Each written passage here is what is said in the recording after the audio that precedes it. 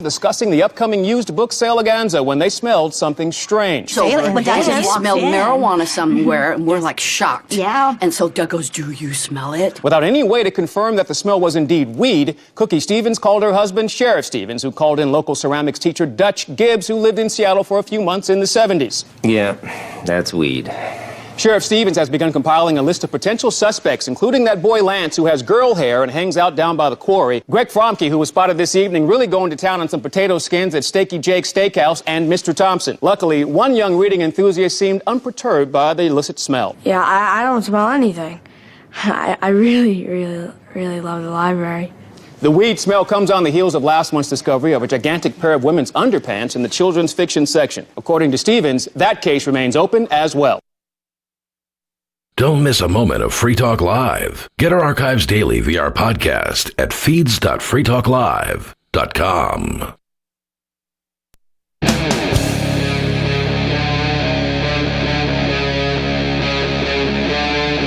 Free Talk Live. It is Free Talk Live. 603-283-6160 is the number for you to get on the air. You can bring up whatever you like in the wrangling this bunch of monkeys tonight is myself, Chris, joined by Lori and Riley. Who are the monkeys that you're trying to wrangle? You guys. I'm calling you monkeys tonight. You're not monkeys. You're excellent hosts in your own right. Riley, you've been doing this stuff for years. You've put together the daily recap of Free Talk Live for I don't know how long. 8 years. 8 years. And 8 years. I probably listened to that before I actually listened to the story. Lori, you are actually doing, what nights are you on? Wednesdays and Sundays. Wednesdays and Sundays. So, yeah. And she's doing a really good job of being first chair. I really like Lori. I think she's got talents. I know she's going to grow as she continues to do first chair. Thanks. Yeah. So there. You're going to be a star one day. I'm already a star. You're already a star. In my own mind. Exactly. And that's the most important place to be a star. Hey, I want to remind everybody that Free Talk Live is brought to you by Dash Digital Cash. Dash is the cryptocurrency made for spending. Dash transactions are irreversible, so Dash is great for merchants. Plus, its network is protected from 51% attacks by its chain lock technology. Thanks to the Dash DAO, that's Decentralized Autonomous Organization, for sending us 32 Dash per month for this sponsorship. It's easy to get and use Dash. You can learn how at dash.org. That's dash.org. And at least for my news feeds, I mean, the last couple days, I think it started yesterday or maybe the day before. I think I saw it on Monday. Yeah, the news that Julian Assange would actually be released. Now, I'm kind of confused. I heard an Australian commentator talking about Julian Assange. Oh. So I feel like I've always been mispronouncing his name. Maybe I have, maybe I haven't. Maybe that's how the Australians pronounce Julian Assange. Well, he's Australian, you know. True. So I gotta say that's right. But it must be. It must be. But I'm just going to keep saying Assange because if I purposely try to pronounce something differently, then who knows what's going to come out of my mouth. Yeah, so I'm just going with Julian Assange. I never go with that. Like people pronounce ethnic words the way that they're supposed to be, but I just don't do it because I'll probably mess it up anyway. We're on the same page there. And me for having a last name that is mispronounced more than any other on earth. Reitman? Just kidding. Exactly. It's Reitman, and it's never pronounced the same way twice. I have been correcting people on the spelling of my last name since I could speak. People always misspell or mispronounce my name, but I don't correct anybody. You can call me whatever you want. I didn't pick it, so I have not offended. Yours is pretty straightforward. Yeah. Oh, my married name, yeah. But so what's it? It's a secret. Okay, we're not. I shouldn't ask you on national radio. Yeah, it's a secret. Please reveal. And your social security number again? I forgot. 1, 2, 3, 4, 5, 6, 7, 8, 9. So this comes to us from NPR. WikiLeaks founder Julian Assange strikes plea deal with the U.S.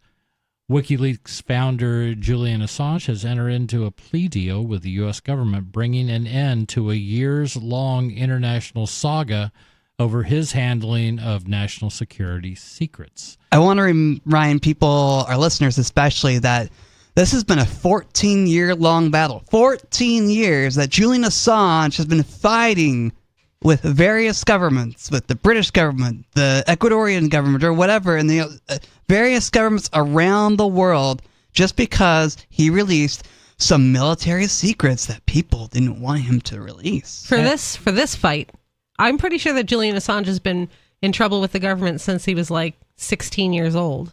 Oh yeah. So yeah, he's always been kind of on the cusp of what one might call legality, depending on your viewpoint. But that's very true, and they're quick to point out, and I think this story might even touch on it. It's like, we've had him in custody for 62 months. It's over 5 years, so maybe enough is enough. It's like, what? You guys, the threat of the U.S. taking action and kidnapping him and bringing him to the United States, that's why he was in an Ecuadorian embassy for 7 years. Add all this up, guys. It's not just a 5-year sentence. He's been under, at minimal, house arrest for an awfully long time. Oh, yeah. And people need to remember this. People need to remember that Julian Assange has had several years of his life robbed from him by a group of strangers calling themselves government. And what was his crime? I'll from my point of view, he pointed out on a national stage and came up with a mechanism, WikiLeaks, for anyone to double check it. He wasn't just saying this stuff. He put the documents out there. And what did the documents show? That the U.S. government acted unlawfully. They broke their own treaties that they had signed, the old laws that they said they were there to uphold. They did that. Julian Assange brought all that to light. And the government has never answered for its own crimes. And they charged him with espionage, right? They charge all these guys under the Espionage Act. Isn't espionage giving information to the enemy? So does that mean the citizens are the enemy? Yeah. Yes. The answer to that is yes. In the government's eyes, citizens and journalists in particular, that's what's troublesome about all this stuff, is that it criminalizes dissemination to the people. And you should have, you can sit here and you can tell me those were national security secrets. What? That we had tapes of bombings of Associated Press reporters in Iraq. We did that. We have tapes of Americans killing other Americans. Were you doing that, Chris? Because I wasn't. I don't know why you're using the term we. I like using the we because I feel we're all culpable. We're allowing this stuff to happen. I guess you make a good point, because we haven't gone to D.C. and dragged these people out in the streets and whipped them and tarred and feathered them. Right. Again, I'm not. Yeah. I just want to point out I'm not advocating for violence against these so-called government people. I don't think violence is going to solve the problem. It just makes you look like a terrible toddler. But at the same time, these politicians have to be held to account. And I would love to say that, we just got to get back to the Constitution and it's all going to be better. No, it's not going to be better. The corruption still exists. Yeah. Isn't there something in like the tenets of what the United States meant to be about having a transparent government? Well, that was one of the goals. Yeah. That's what they were shooting for. Yeah. That didn't last. It's weird that they did something badly. They did a lot badly. Yeah. And and we've talked about this on Wednesdays before. I do believe that the founders truly did have the right plan. They had their hearts were in the right place. I hope. But I think government, regardless of how it's created to protect human rights, it just always suffers once you get a suitable number of politicians in there. And I think that number is more than one.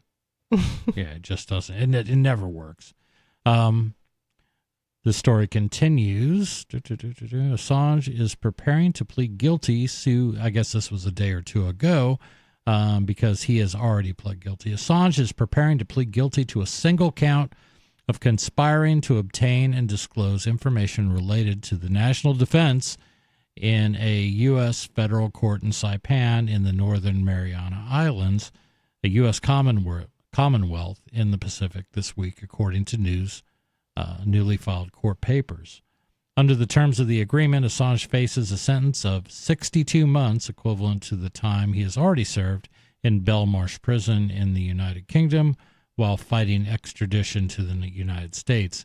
He is expected to be released and to return to his home country of Australia following the court proceedings later this week.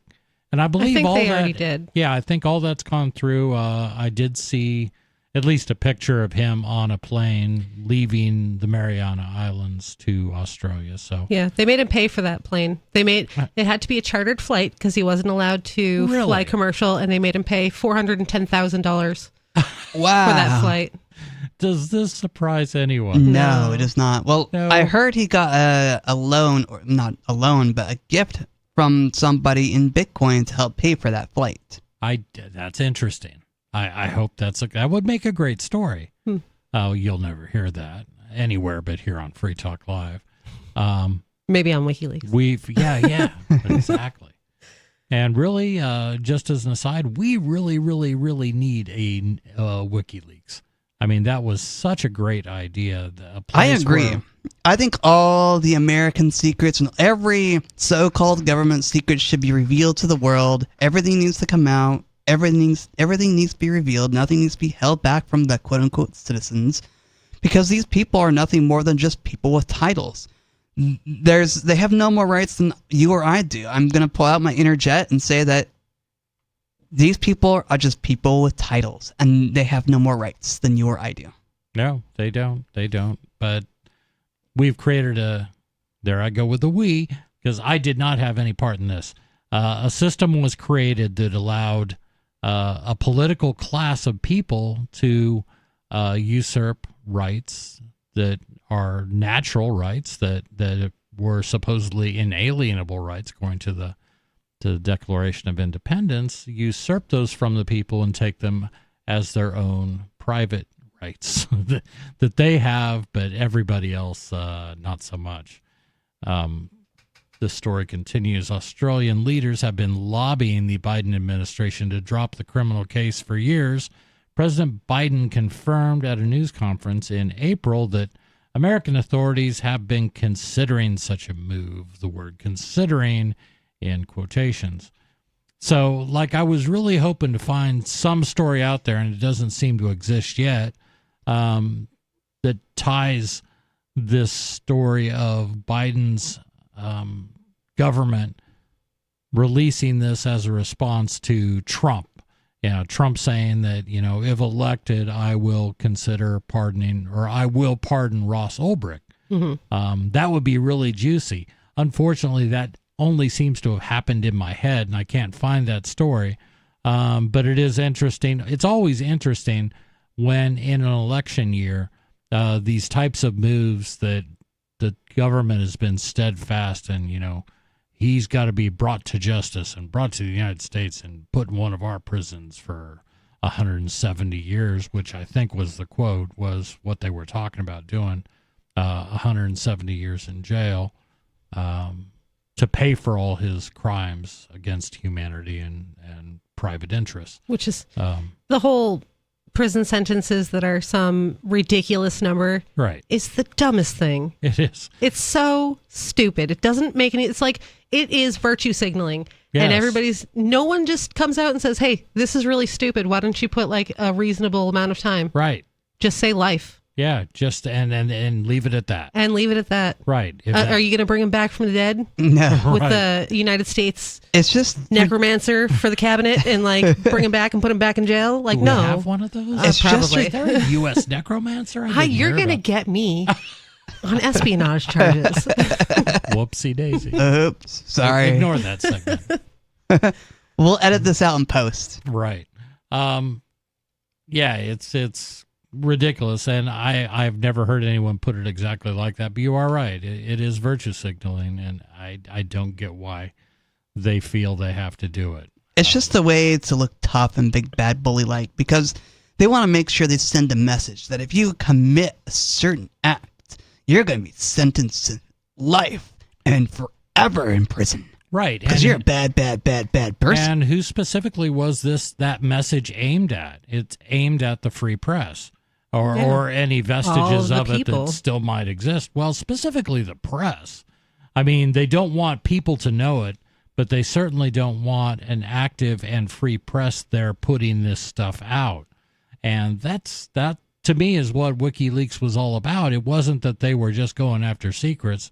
They were telling a story pretty much without any editorial. They weren't telling you what to think of this. Mm-hmm. We're saying, I've got this stuff. You guys read it. You come to your own conclusions. Like the way that it's supposed to be reported. And how many news stories, and I'm not just talking about Chelsea Manning and the stuff that she did, but how many other things, came out of, all the leaked Hillary Clinton State Department cables that were leaked. I mean, there have been all kinds of things.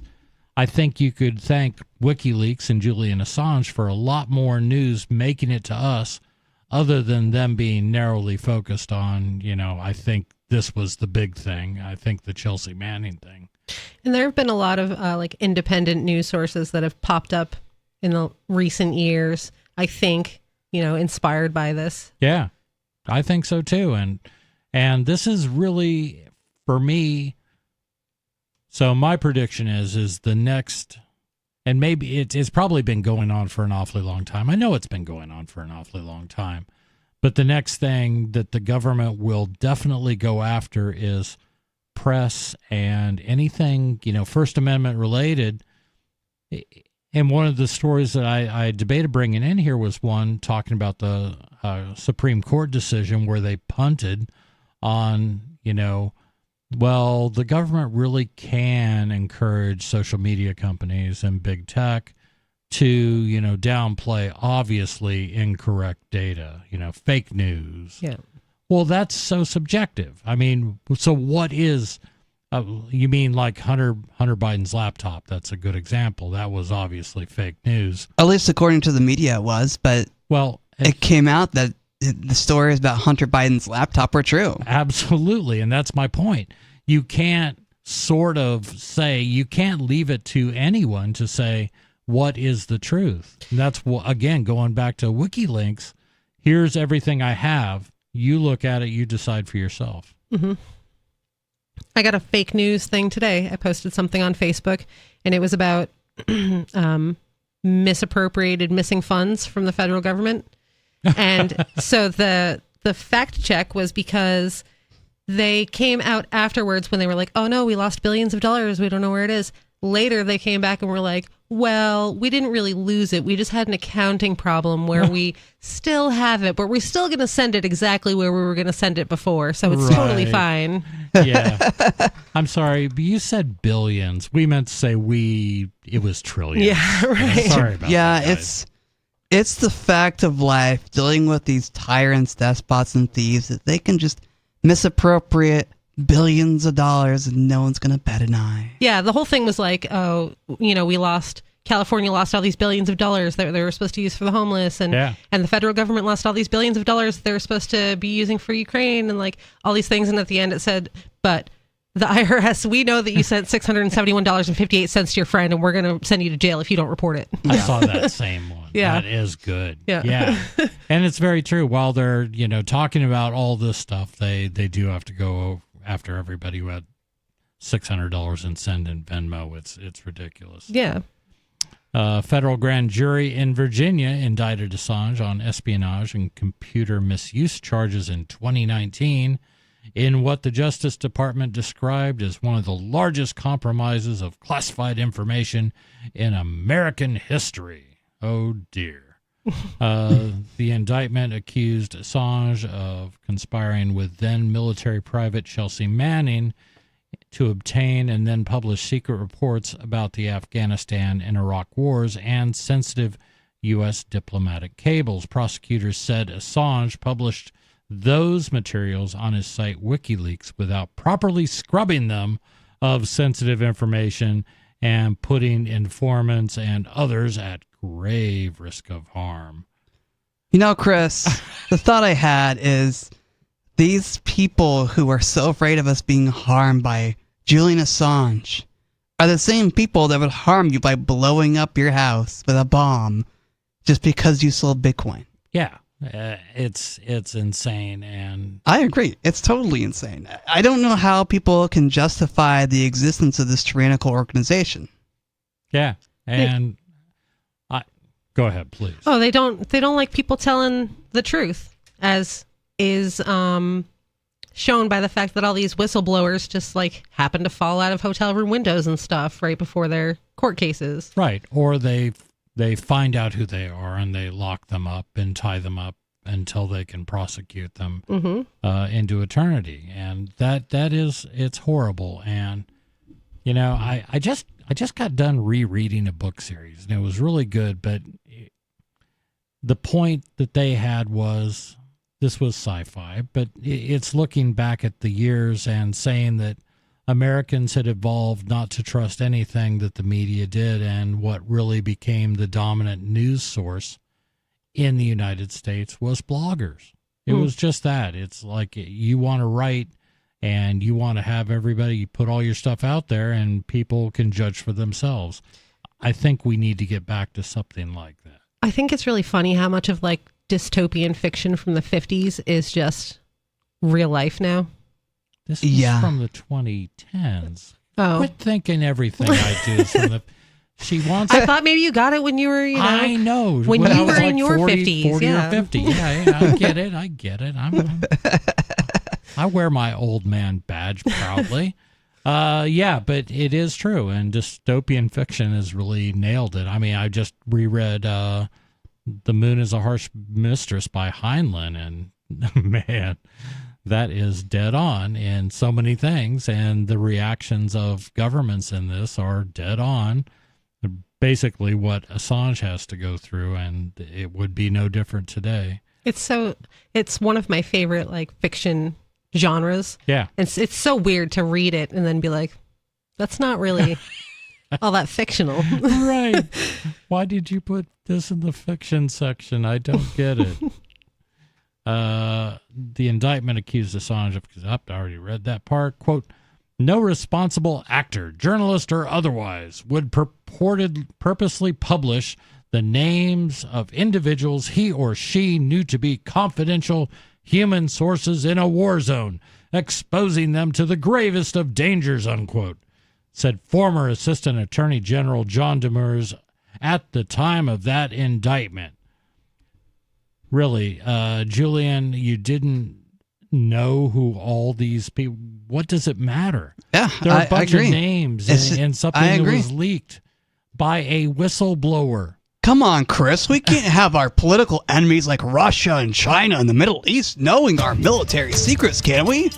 Well, I do recognize that it does put certain people at risk. If you are a spy and your name ends up getting on WikiLeaks, your life is at risk. But who put you in that position first? Yeah, it already was. 603-283-6160 is our call-in number. This is Free Talk Live.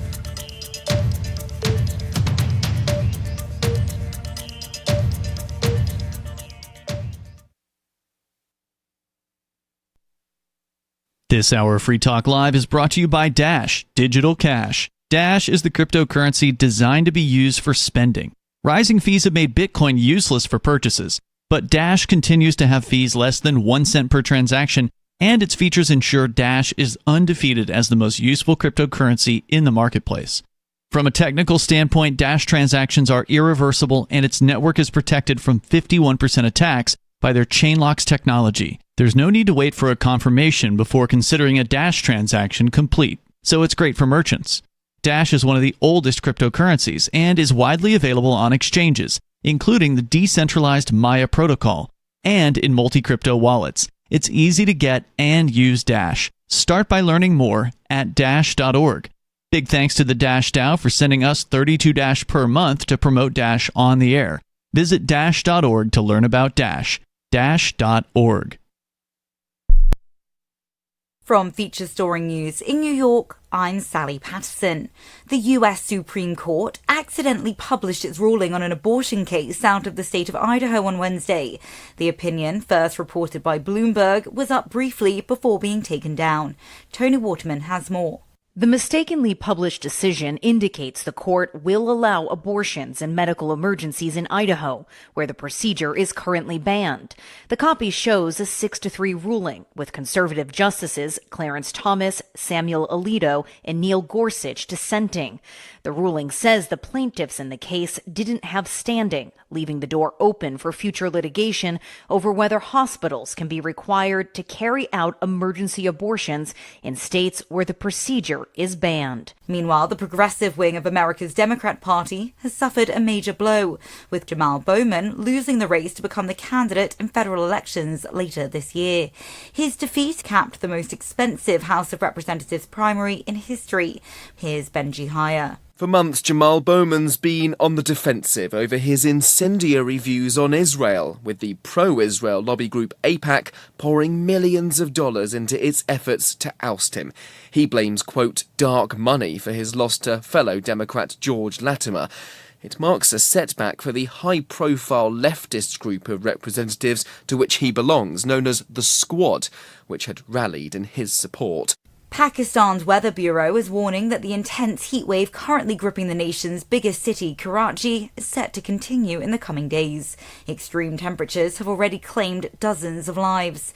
Hira Mustafa has more. The head of Pakistan's largest ambulance service says they have received the bodies of dozens of heatstroke victims in Karachi, and that over 1,500 people are currently receiving treatment at various hospitals.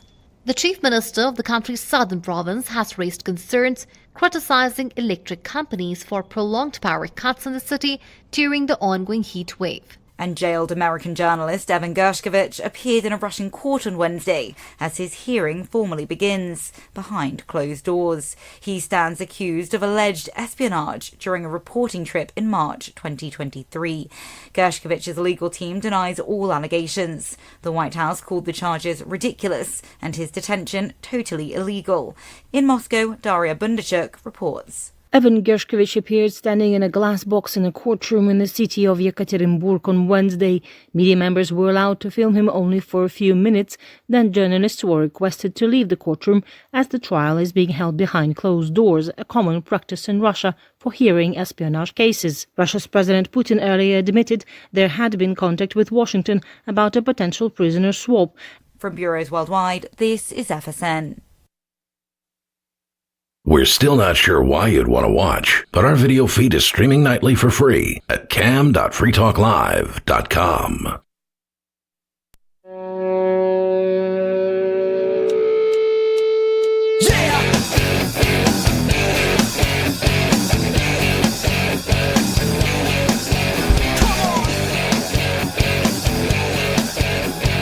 This is Free Talk Live. If you would like to give us a call and let us know what's on your mind, the number you need to call is 603-283-6160. That's the number to take control of the airwaves, like people have been doing on this show for 20 plus years. I mean, the idea that you could go on a talk radio show, usually you get screened, and if that's something they want to hear, they'll let you talk, but if not, sorry. Most talk shows claim to be open phones, but usually the host will talk about their favorite topic going on in the news or whatever and pontificate and maybe take 2 or 3 calls an hour. Oh. Here, the phones are always open. Like, you can call in at 603-283-6160 and we'll go to you eventually. Right. Always eventually. And the sooner the better. And depending on whether we're in the middle of something, it might be right that very moment. We've been talking Julian Assange and his finally getting released from custody. He's been held in a UK prison for the last almost 5 years, or just over 5 years, because the U.S. was going to extradite him, and before that he spent something close to 7 years hiding in plain sight, but in the Ecuadorian embassy, because they did not agree that he should be extradited to the U.S. to face charges for what the U.S. accused him of doing, and the U.S. was seeking a term, something like 170 years, which Lori rightly pointed out is just insane. If it's life, call it life, and quit virtue signaling. Yeah. But this story continues. We heard reaction from Attorney General John Demers at the time of the indictment. He was talking about how no responsible actor, journalist, or otherwise would purposely publish the names of individuals he knew to be confidential human sources in a war zone, et cetera, but that's how stories should be released. If something is being done that's against, natural law or violate certain principles, and let's talk about it. Let's talk about the things that are violating the rules that humanity lives by, the basic premise of society that keeps us all together. It's not being a good neighbor to basically keep secrets from everybody if you're a government. And particularly when those secrets, quote unquote, are things that you did wrong, things that you denied. You came out day after day and said, that's Bob. We never did anything like that. And Assange brought those things to light. That's the best thing for lies. It's the best way to expose them is to bring them to the public. Yeah, that's the real reason, is because he pointed out things that they did wrong. No, it's not because he revealed whatever. It's because he revealed their crimes. Yeah. That's the problem. Yeah, and it still irritates the hell out of me that I'm reading this story and every story about this, and they're talking about Assange's crimes.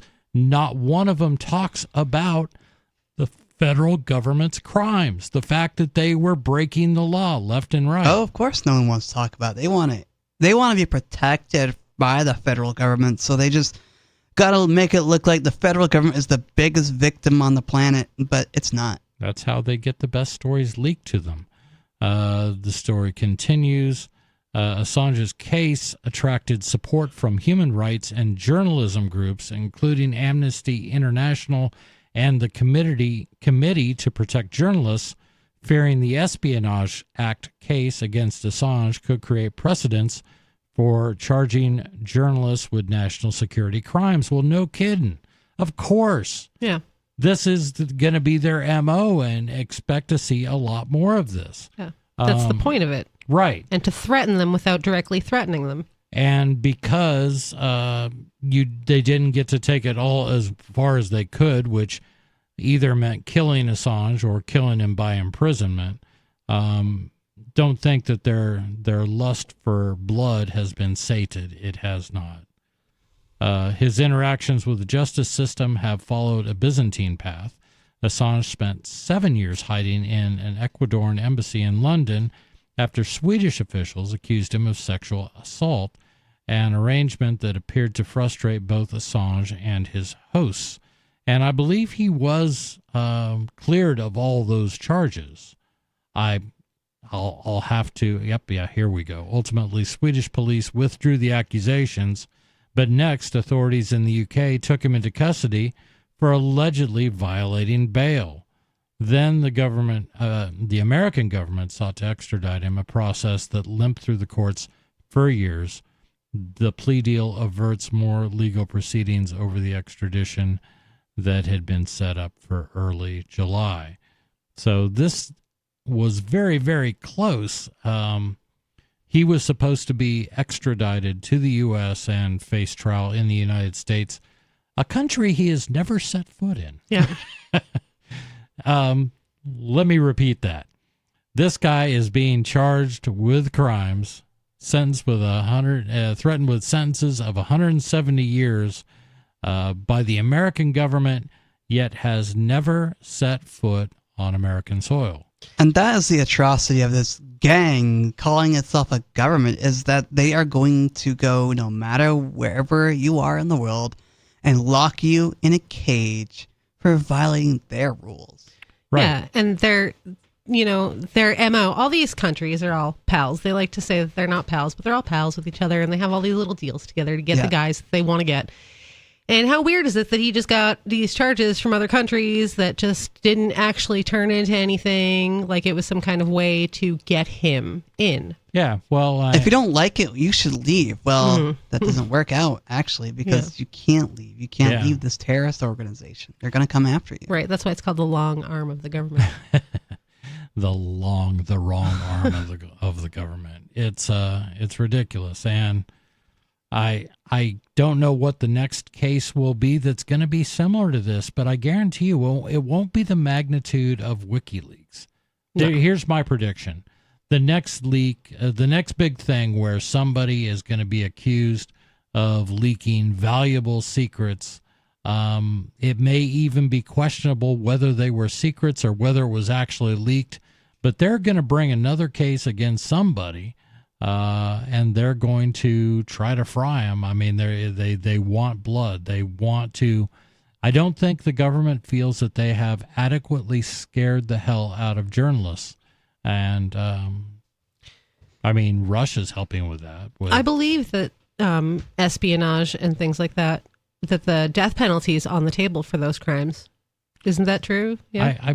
Why do I seem to think hanging is still on the table? I think people still get hung. Right. For the Espionage Act, I have no doubt. And I believe so. And keep in mind, we are talking about, and when did the Espionage Act become a thing? World War I? In the early 1910s. I wasn't around. You'd be better to answer that. I know. I'm trying to remember. I was 70 years old at the time, so that would put it about 19. Yeah, I think it was during World War I that this came up, and at that time they were trying to put people away for things like sedition and things like that, and there were a number of court cases that were overturned. The Supreme Court at that time rightfully said, you can't do things because you don't like what people are saying, and you can't do that. We have this thing called the Constitution. So at that point in our history, the Supreme Court did kind of agree with the paper. They didn't have they didn't have the Supreme Court corrupted to the correct level yet. Right. And it's so easy to get taken in by them. I see how it happens because every so often there is some decision that, man, the right is like, yes, that is a win. We finally have this, right-wing supermajority on the Supreme Court. Now things are going to go our way. And the next week it's like, wait a minute, they just cited for something that benefits the left. That's not supposed to happen. I know that I voted for leopards to eat people's faces, but I didn't think the leopards were going to eat my face. And that's the point. It's these are human beings. I mean, they are human beings that have enormous power that no one person should ever be granted. I agree. I agree with that. But people love their gods and people love their governments. They all like to combine them for some reason. Yeah, and this idea that government is, and people will never acknowledge that they treat government as a deity, which they do, and you and for those of you who are Christians, I mean, I shall place no idol above thee. I mean, you're kind of going the other way. Well, in the Bible, it says, though, that your government is appointed by God, something along those lines, and that you're supposed to listen to them because they're, God-appointed just people. I'm not interested in what some invisible sky person appointed. I'm more interested in what is morally and objectively right. Like, I don't think it's right for me to go to Lori's house and tell her what to do with her children, just as she's not going to come to my house and tell me what to do with my life. It's bad to have a group of strangers do something like that to each other in the name of a god, in the name of a government, and it's immoral. Well, all these things were just created to control people, governments, and God, and they're all made by the same person, like the same people, not exactly literally the same person, but like the same type of people made all of these things. Right. People who wanted to control others. And I find it interesting. You brought up that, I'm pretty sure the Bible says this, and I think you're right on that. But my point is it was all written by man. Yeah. And I mean, I think people kind of lose track of that people wrote the Bible. Well, I mean, I was saying because that's why the Christians trust their religion government. Yeah. Or the whoever's trust their government religion because their other religion literally tells them to, when it's all the same guys. Right. It's like Animal Farm. The pigs were taking over the farm and going against Farmer Jones and the humans, and all of a sudden, at the end of the book, they're all the same. Your religion is just the same as the so-called government people. They want to be the authoritarians in the room and take control of your life in the name of a god. And it's just gross. So I'm kind of agnostic. I am such a doubter on everything religious, and I'm definitely an agnostic too. Like, I don't know if there's a God, but I don't have enough evidence to say that there isn't a God. Right. And I don't believe. I do believe that there is some higher power. I think there's too much evidence. I don't know if that is actually God or what it is, but just for argument's sake, we'll call him God for this discussion. Or you could call it your higher self. Right. I do believe that there are morals that humans have adopted that we got from somewhere, right? And a lot of those morals are outlined in the Bible correctly, and I think some of those things are outlined in the Bible incorrectly. Some good and some bad, and some stuff I agree with, some stuff I don't. But I can't disagree with you. I do believe that the morals that I feel in my heart are the right things. I do believe that there is some divine inspiration for that. And I think that everybody feels the same things, that we know that murder's wrong. Mm-hmm. We know that you can't rape people. We know all these things. Because we've had thousands and thousands of years of experience knowing how societies function, looking at history, and knowing that murder is just going to decimate a population, like war, and rape is just forcing your sexual preferences onto somebody else, which is also wrong because you can't force anybody into your way of life. Every single bad thing that humans can do, like all the good things that you can believe and be about, all boil down to one rule, and that's theft is wrong. Yeah. The theft of life, the theft of property, the theft of happiness, the theft of safety, it's all theft. Don't steal anything from anyone. That's it. That's all you got to follow. Don't take their dignity. That's theft too. Theft of dignity. Just don't take from others what's not rightfully yours, and then you'll be good. You'll be a good person. And if there is a God, I also am a doubter. I don't know if there is or isn't, but if there is, and me being a good person and practicing my life being a good person isn't enough, then I don't want to be there anyway. Right. But I think it is enough. You know what I mean? It better be. Right. That's all I got going for me. Yeah. I agree. I don't want to be punished by some god just because I didn't worship them the right way, because I didn't, get certain tokens or signs from this god. You didn't say the magic chant. Yeah, I didn't say the magic words to get me past the angels of heaven or whatever. It's just, to me, the most immoral thing to impose this on me by force and demand that I do these things because God said so. Well, prove it.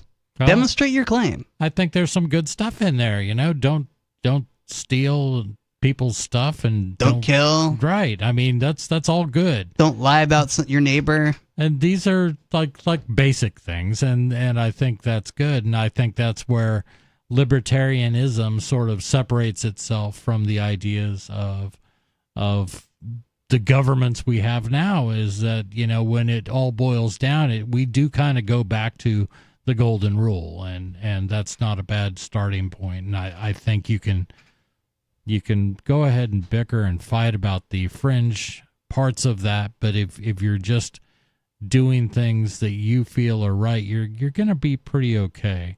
Government just doesn't. Government plays this whole thing like it's a big crazy game that everybody is against. They're against everybody, and everybody's out to get them, and they should feel that way because they do the wrong thing. They don't follow the golden rule. They don't do anything, in my mind, of how any other moral person would act if they could just take a step back. And maybe they do once they get out of office. Maybe some of them get this feeling. At that point, though, they're so rich. They're being constantly enriched from their years in public service that I think any chance at redemption is probably nil. And that's a shame. I don't want it to be that way. So anyway, I'm very happy for Julian Assange and for Julian's family and for all his friends and everyone who gets to now be face to face with this guy. I agree. I'm excited. I hope he gets to enjoy a nice cold beer. Will it be Foster's? I think that's like Australian for beer. I'm pretty sure that's like the Australian version of like Bud Light, and the Australians are like, that's trash. Oh yeah, I have no doubt. And I'm sure it'll be something nice. It will be something. Or some wine. That'd be really Scotch. nice for him. Yeah, a good Australian Scotch. I don't know. Why does it have to be Australian? Exactly. He's been in the UK for a long, long time, and he was in the Ecuadorian embassy, and I'm sure they had a good liquor cabinet. So I think if I was ever going to celebrate, I wouldn't be like, let me find a American drink. Let me just find to drink. It nice has to be warm, American. Nice warm Foster's oil can will be fine with me. I think after that long, you probably drink anything of your choice. You should. Anything. Just have a nice celebration. I hope that's what it is. I hope so too. And what I really hope is to hear more about WikiLeaks and how all this went on. And I hope that Julian is, and man, do whatever you want to do. You've paid the price. You've done it. I'm not saying you should, or if you don't, you're a bad guy. But I hope he speaks out. I hope he talks about this experience and how, a considerable portion of his life was robbed for doing nothing more than exposing bad actors. I hope he has good sleep, good rest, disappears somewhere where nobody knows where he is except for his loved ones, and then speaks out. Yeah. Because if he speaks out when they know where he is, then they'll it's just going to be Yeah. It's just going to be more problems and more threats on him. Right.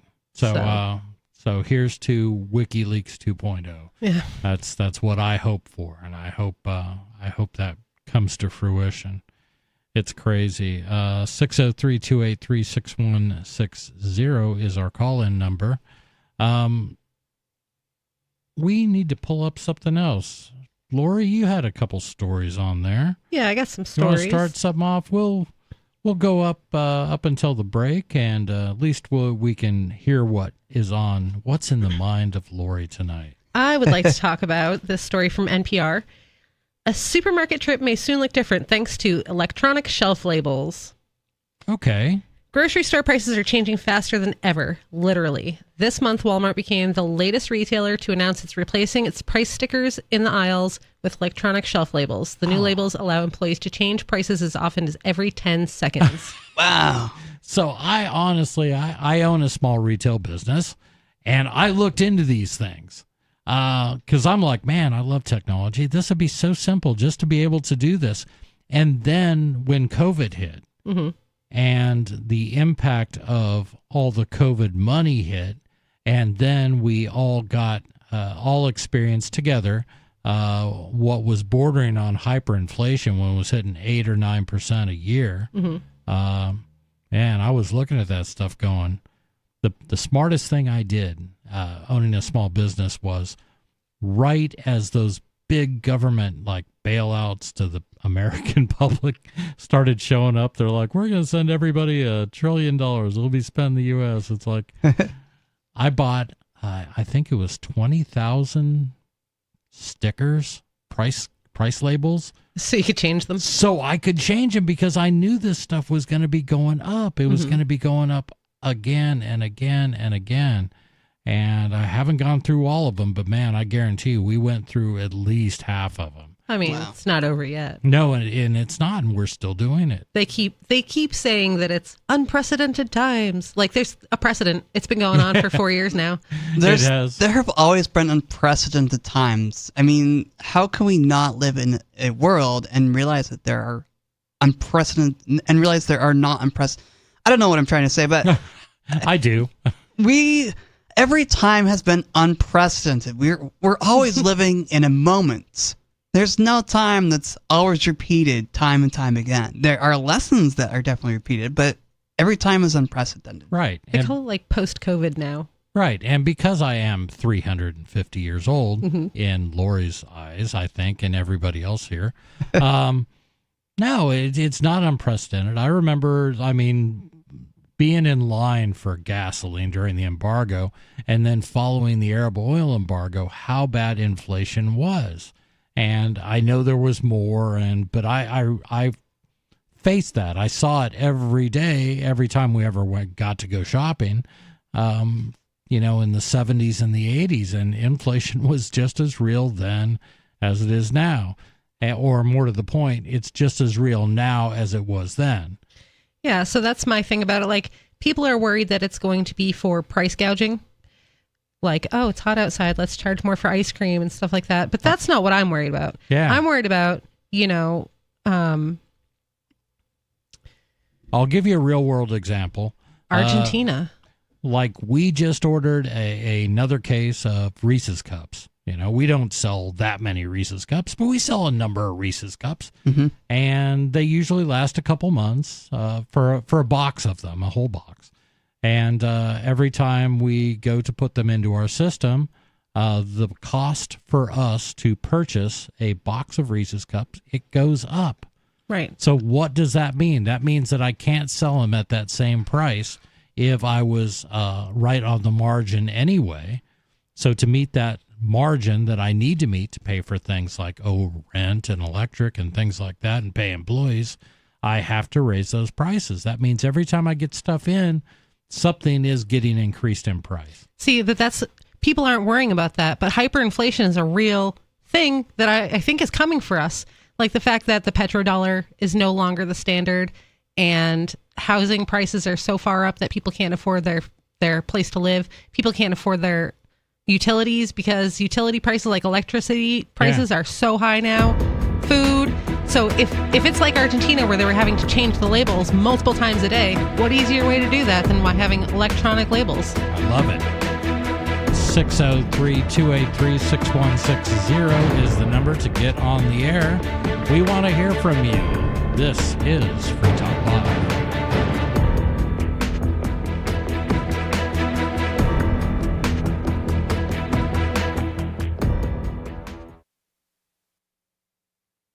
While Digital Communications Coordinator Brian Tyler is considered by many of his coworkers to be the cutest guy around the offices of Western Psychological Publishing Services, employees conceded today the 27-year-old is not even particularly attractive. Brian gets a lot of attention from girls around here, but if I saw him in a bar, I don't know if I would even notice him. Put him next to Glenn or Mike, and then, sure, he actually looks pretty good. Co-workers explained to reporters that by everyday standards, Tyler would at best be considered moderately good-looking, but explained that given the abundance of unattractive men at the publishing firm, female employees often go out of their way to make small talk with the 27-year-old at his desk or eat lunch with him in the office kitchen. I saw him walking to work the other day, and half the guys on the street were easily better looking than him. But here, he's the hottest guy around. It's almost kind of sad. I mean, don't get me wrong, I'd still him. This is the Onion News Network. My name is Jacob Hornberger. I'm president of the Future of Freedom Foundation, which Congressman Ron Paul awarded for having an outstanding freedom website. Write us at fff@fff.org,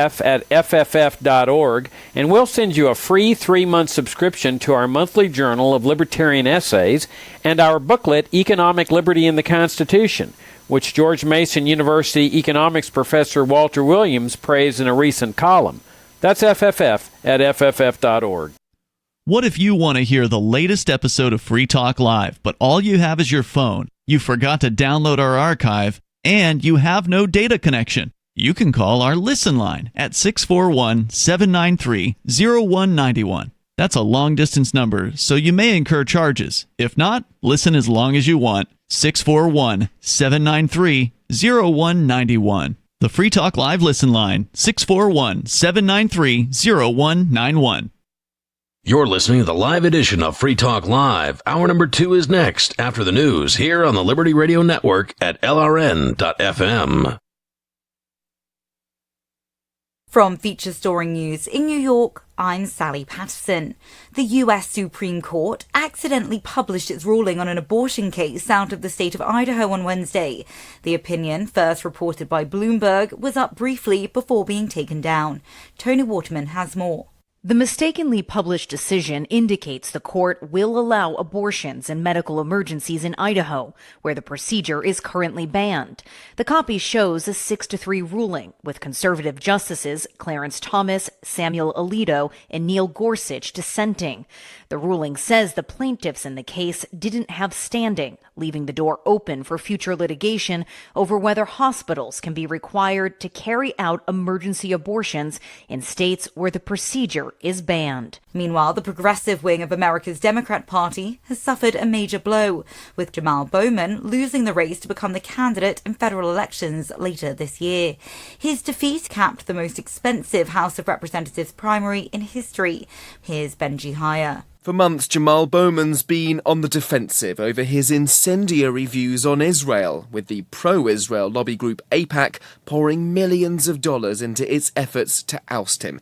He blames, quote, dark money for his loss to fellow Democrat George Latimer. It marks a setback for the high-profile leftist group of representatives to which he belongs, known as the Squad, which had rallied in his support. Pakistan's Weather Bureau is warning that the intense heatwave currently gripping the nation's biggest city, Karachi, is set to continue in the coming days. Extreme temperatures have already claimed dozens of lives. Hira Mustafa has more. The head of Pakistan's largest ambulance service says they have received the bodies of dozens of heatstroke victims in Karachi, and that over 1,500 people are currently receiving treatment at various hospitals. The chief minister of the country's southern province has raised concerns criticizing electric companies for prolonged power cuts in the city during the ongoing heat wave. And jailed American journalist Evan Gershkovich appeared in a Russian court on Wednesday as his hearing formally begins, behind closed doors. He stands accused of alleged espionage during a reporting trip in March 2023. Gershkovich's legal team denies all allegations. The White House called the charges ridiculous and his detention totally illegal. In Moscow, Daria Bundychuk reports. Evan Gershkovich appeared standing in a glass box in a courtroom in the city of Yekaterinburg on Wednesday. Media members were allowed to film him only for a few minutes, then journalists were requested to leave the courtroom as the trial is being held behind closed doors, a common practice in Russia for hearing espionage cases. Russia's President Putin earlier admitted there had been contact with Washington about a potential prisoner swap. From bureaus worldwide, this is FSN. With FSN Spotlight, I'm Simon Marks. Today, reaction to the release of WikiLeaks founder Julian Assange after he agreed to plead guilty to one charge of contravening America's Espionage Act more than 14 years after his legal battle began. Mr. Assange had spent the last 5 years in Belmarsh prison in the UK, following 7 years that he spent in Ecuador's embassy in London, refusing to surrender to British authorities. Alan Rusbridger is the former editor of The Guardian, one of the newspapers that worked with Assange on the original WikiLeaks disclosure of American secrets in 2010. The Australian government suddenly took a much more assertive interest in Assange, and to be honest, he had become something of an embarrassment all round. And I think Biden, or someone close to Biden, eventually thought it's just not worth it. The point has been made. It's a bit worrying that he had to cop to a charge under the Espionage Act. And that's what should worry journalists, because it has been very, very rare to use the Espionage Act directly against journalists. And I think that's going to become a more common thing. And of course, the point about that is not only do you do a long time in prison, but there's no defense. You're not allowed to mount any kind of public interest defense. But critics of Assange are assailing the White House for agreeing to the plea deal, with former Vice President Mike Pence calling it a miscarriage of justice. With FSN Spotlight, I'm Simon Marks. To recap the top stories, the US Supreme Court accidentally published its ruling on an abortion case out of the state of Idaho on Wednesday. Pakistan is braced for several more days of an intense heat wave, which has already hospitalized thousands of people. And jailed American journalist Evan Gershkovich appeared in a Russian court as his hearing formally begins. That's the latest feature story news. Sally Patterson reporting. 5-Hour Energy CEO Manoj Bhargava claimed this week that the 13 deaths associated with his product were just collateral damage in his company's ongoing war against that 230 feeling. Quote, "We honor the sacrifice of all those who have fallen. I wish we could live in a world where you could get a spike of energy and no crash and not die. But that's not the world we live in." Passionate supporters have flooded social media, demonstrating the terrifying costs of midday drowsiness and fatigue, with consumers saying that when it comes to extra alertness in the mid-afternoon, they are willing to pay any price. As the wife of a 5-hour energy drinker, we've had to sacrifice a lot in the name of long-lasting bursts of energy that carry you out of the workday and into the evening. We knew the risks going in. Bhargava says his company has no plans to stop until the 230 feeling is completely wiped off the map, at which point they will turn their attention to that 330 feeling, 430 feeling, and people with a case of the Mondays. This is the Onion News Network. You can help spread the ideas of liberty with our Patreon for just $5 per month at amps.freetalklive.com.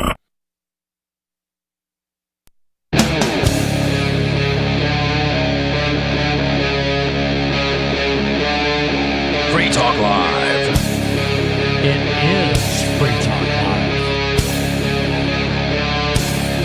603-283-6160 is our call-in number. That's the number you can call to get on the air. And by the way, thank you all for joining us for hour number 2 of Free Talk Live. Free Talk Live is live 7 days a week. We're just always on and have been for an awfully long time, like 20 years plus. So back to when I was only in my 90s, I guess. But I just want to remind everyone that Free Talk Live is brought to you by Liberty Minded. Official Free Talk Live gear like t-shirts and hoodies are available at libertyminded.com. Plus, you'll find a unique collection of cool and funny liberty-oriented clothing at libertyminded.com. That's libertyminded.com. I'm Chris. I'm your host tonight. In studio with me is Lori and Riley. And we are here to entertain you and hopefully educate and hopefully share some feelings and thoughts on what's going on in this crazy world. Lori was telling us about a new trend in making it easier for stores to increase prices more quickly. But first, we are going to go to the phones where we have Karen. Karen, can you hear me? Oh, hello. Yes. You're on Free Talk Live. How are you? Sorry. My name is Joe from Lancaster, Pennsylvania. Hey, my Joe. mother and I share a line, so I pay for half of her phone bill. She pays for half of mine. It's a shared bill. Comes up in her name. That's all right. Welcome. Joe. Anyway. What's on your mind? Yeah, it's cool. We save money where we can. I wanted to say to Lori, thank you for pointing out a very beautiful thing, that there is only one commandment, and that is, do not steal. Yes.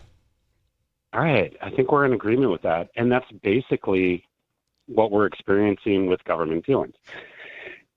There were two things that have been itching at my mind over the course of the last 3 days. Now, everyone, given the circumstances of the presidential election and certain documents that were hidden in boxes in their respective garages and or bathrooms. I love that. Now, hold on. Go ahead. Everyone's focused on the fact that these guys, whomever they are, they hid documents.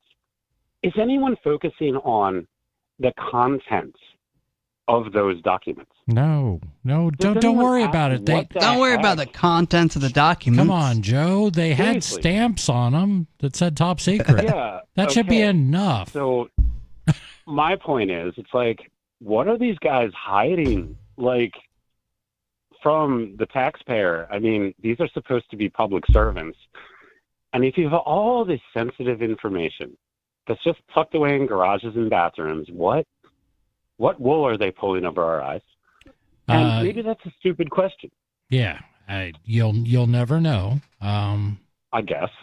I think. No, in like 30 or 40 years, we'll know when everything's declassified. No, it's longer than that, right? Yeah, I was going to say. Like 70 years? That's fun. Well, kind of like the Kennedy assassination. Yeah, when now like, that now we you know who was on the grassy knoll and all that stuff Or came the to light. 9/11 fun Yeah. stuff. Yeah. Right. They're like, well, now it's too late to do anything about it, so I guess we'll tell you. But I don't think they even do it then because it's not their own personal culpability. Like, who is left that could possibly go to jail for whoever was on the grassy knoll? Whoever the second gunman was who shot JFK, because, I mean, there's been a ton of evidence, and even the government says, yeah, there's a ton of evidence that there were at least 2 shooters. Why are they still hiding that? I mean, who the heck knows? Right. Okay. Now, here's my second stupid question, and it's only a stupid question if it does not go asked, as I was taught in elementary school. I agree. If the government, the Fed, can just endlessly print money, like printing a newspaper, why do they need to tax us? That's a question I've often asked myself. So I've asked myself the same question. I don't think that's a stupid question at all. I think that's a really good question that should be asked more often. Yeah, but it's so relatively apparent and relative to each of our lives because, dear Lord, we pay X, Y, and Z for the first, 4 months out of the year just to reach a point where we're finally breaking even. And these guys are just not only printing money out of thin air, but giving it to other countries. Well, and completely ignoring what is happening here. And we were talking, Lori, about inflation and the fact that, Walmart is now adopting electronic price labeling so they can raise prices more easily and faster. But that is robbing from everybody. It is the invisible tax of inflation. Inflation happens because we spend like a bunch of drunken sailors, we meaning Congress and the president. They spend and spend and spend, and guess what? Your money becomes worth less and less, and we see that as our prices going up. It's just the value of our dollar going down. Well, on the plus side, maybe eventually we can all be millionaires because we'll have money like Zimbabwe. Exactly. We're going to have $1 million bill. 500 million. Yeah, the Venezuela dollar or whatever. Yeah, no, you're exactly right. I mean, if you want somebody to support that line of thinking, look to the folks who believe that MMT is the right thing to do. Modern monetary theory.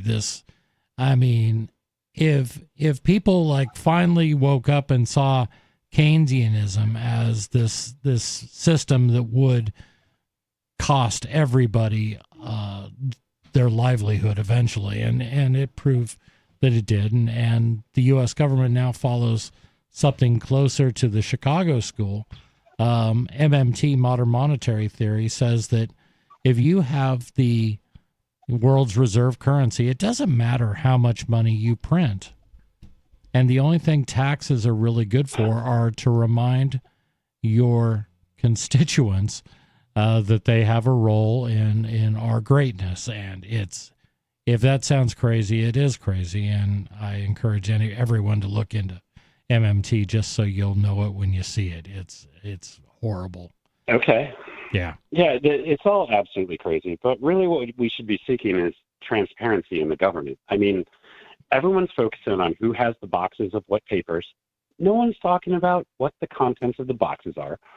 And I mean, these are simple and obvious questions. It's like, really, what else are they hiding? And where is the money going? X, Y, and Z. It's a little frustrating. So it is. Going back to Lori's basic comment about I've had this conversation around campfires with friends and family.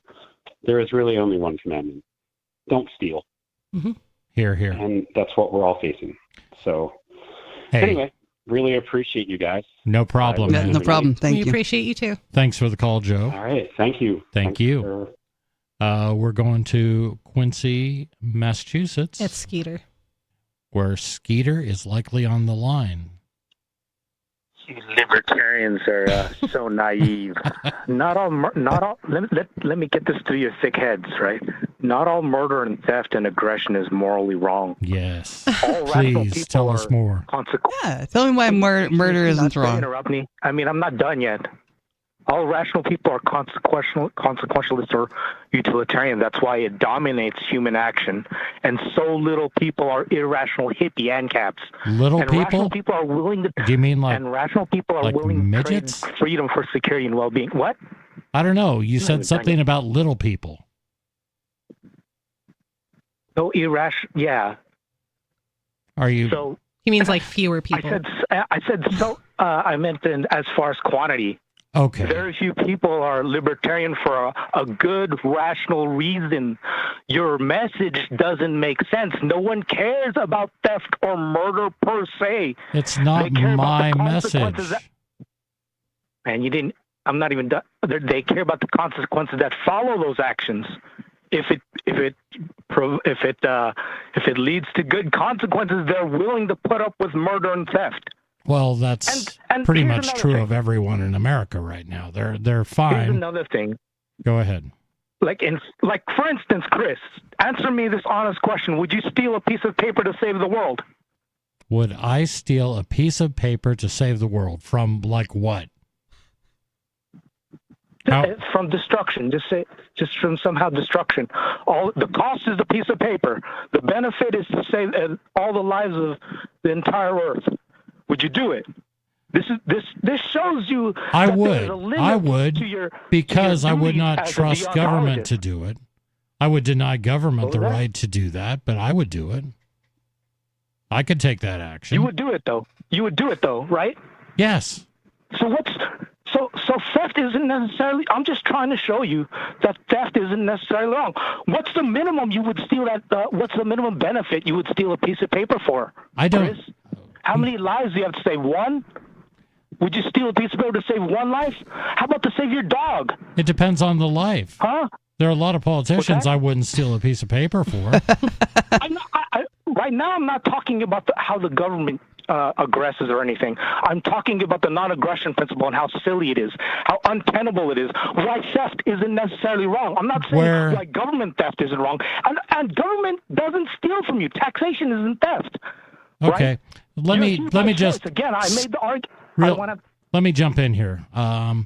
Would you agree with me that a complex system cannot be easily broken down to absolutes?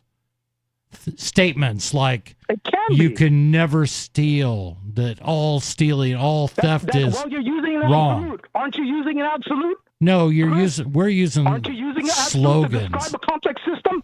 You can never use absolutes.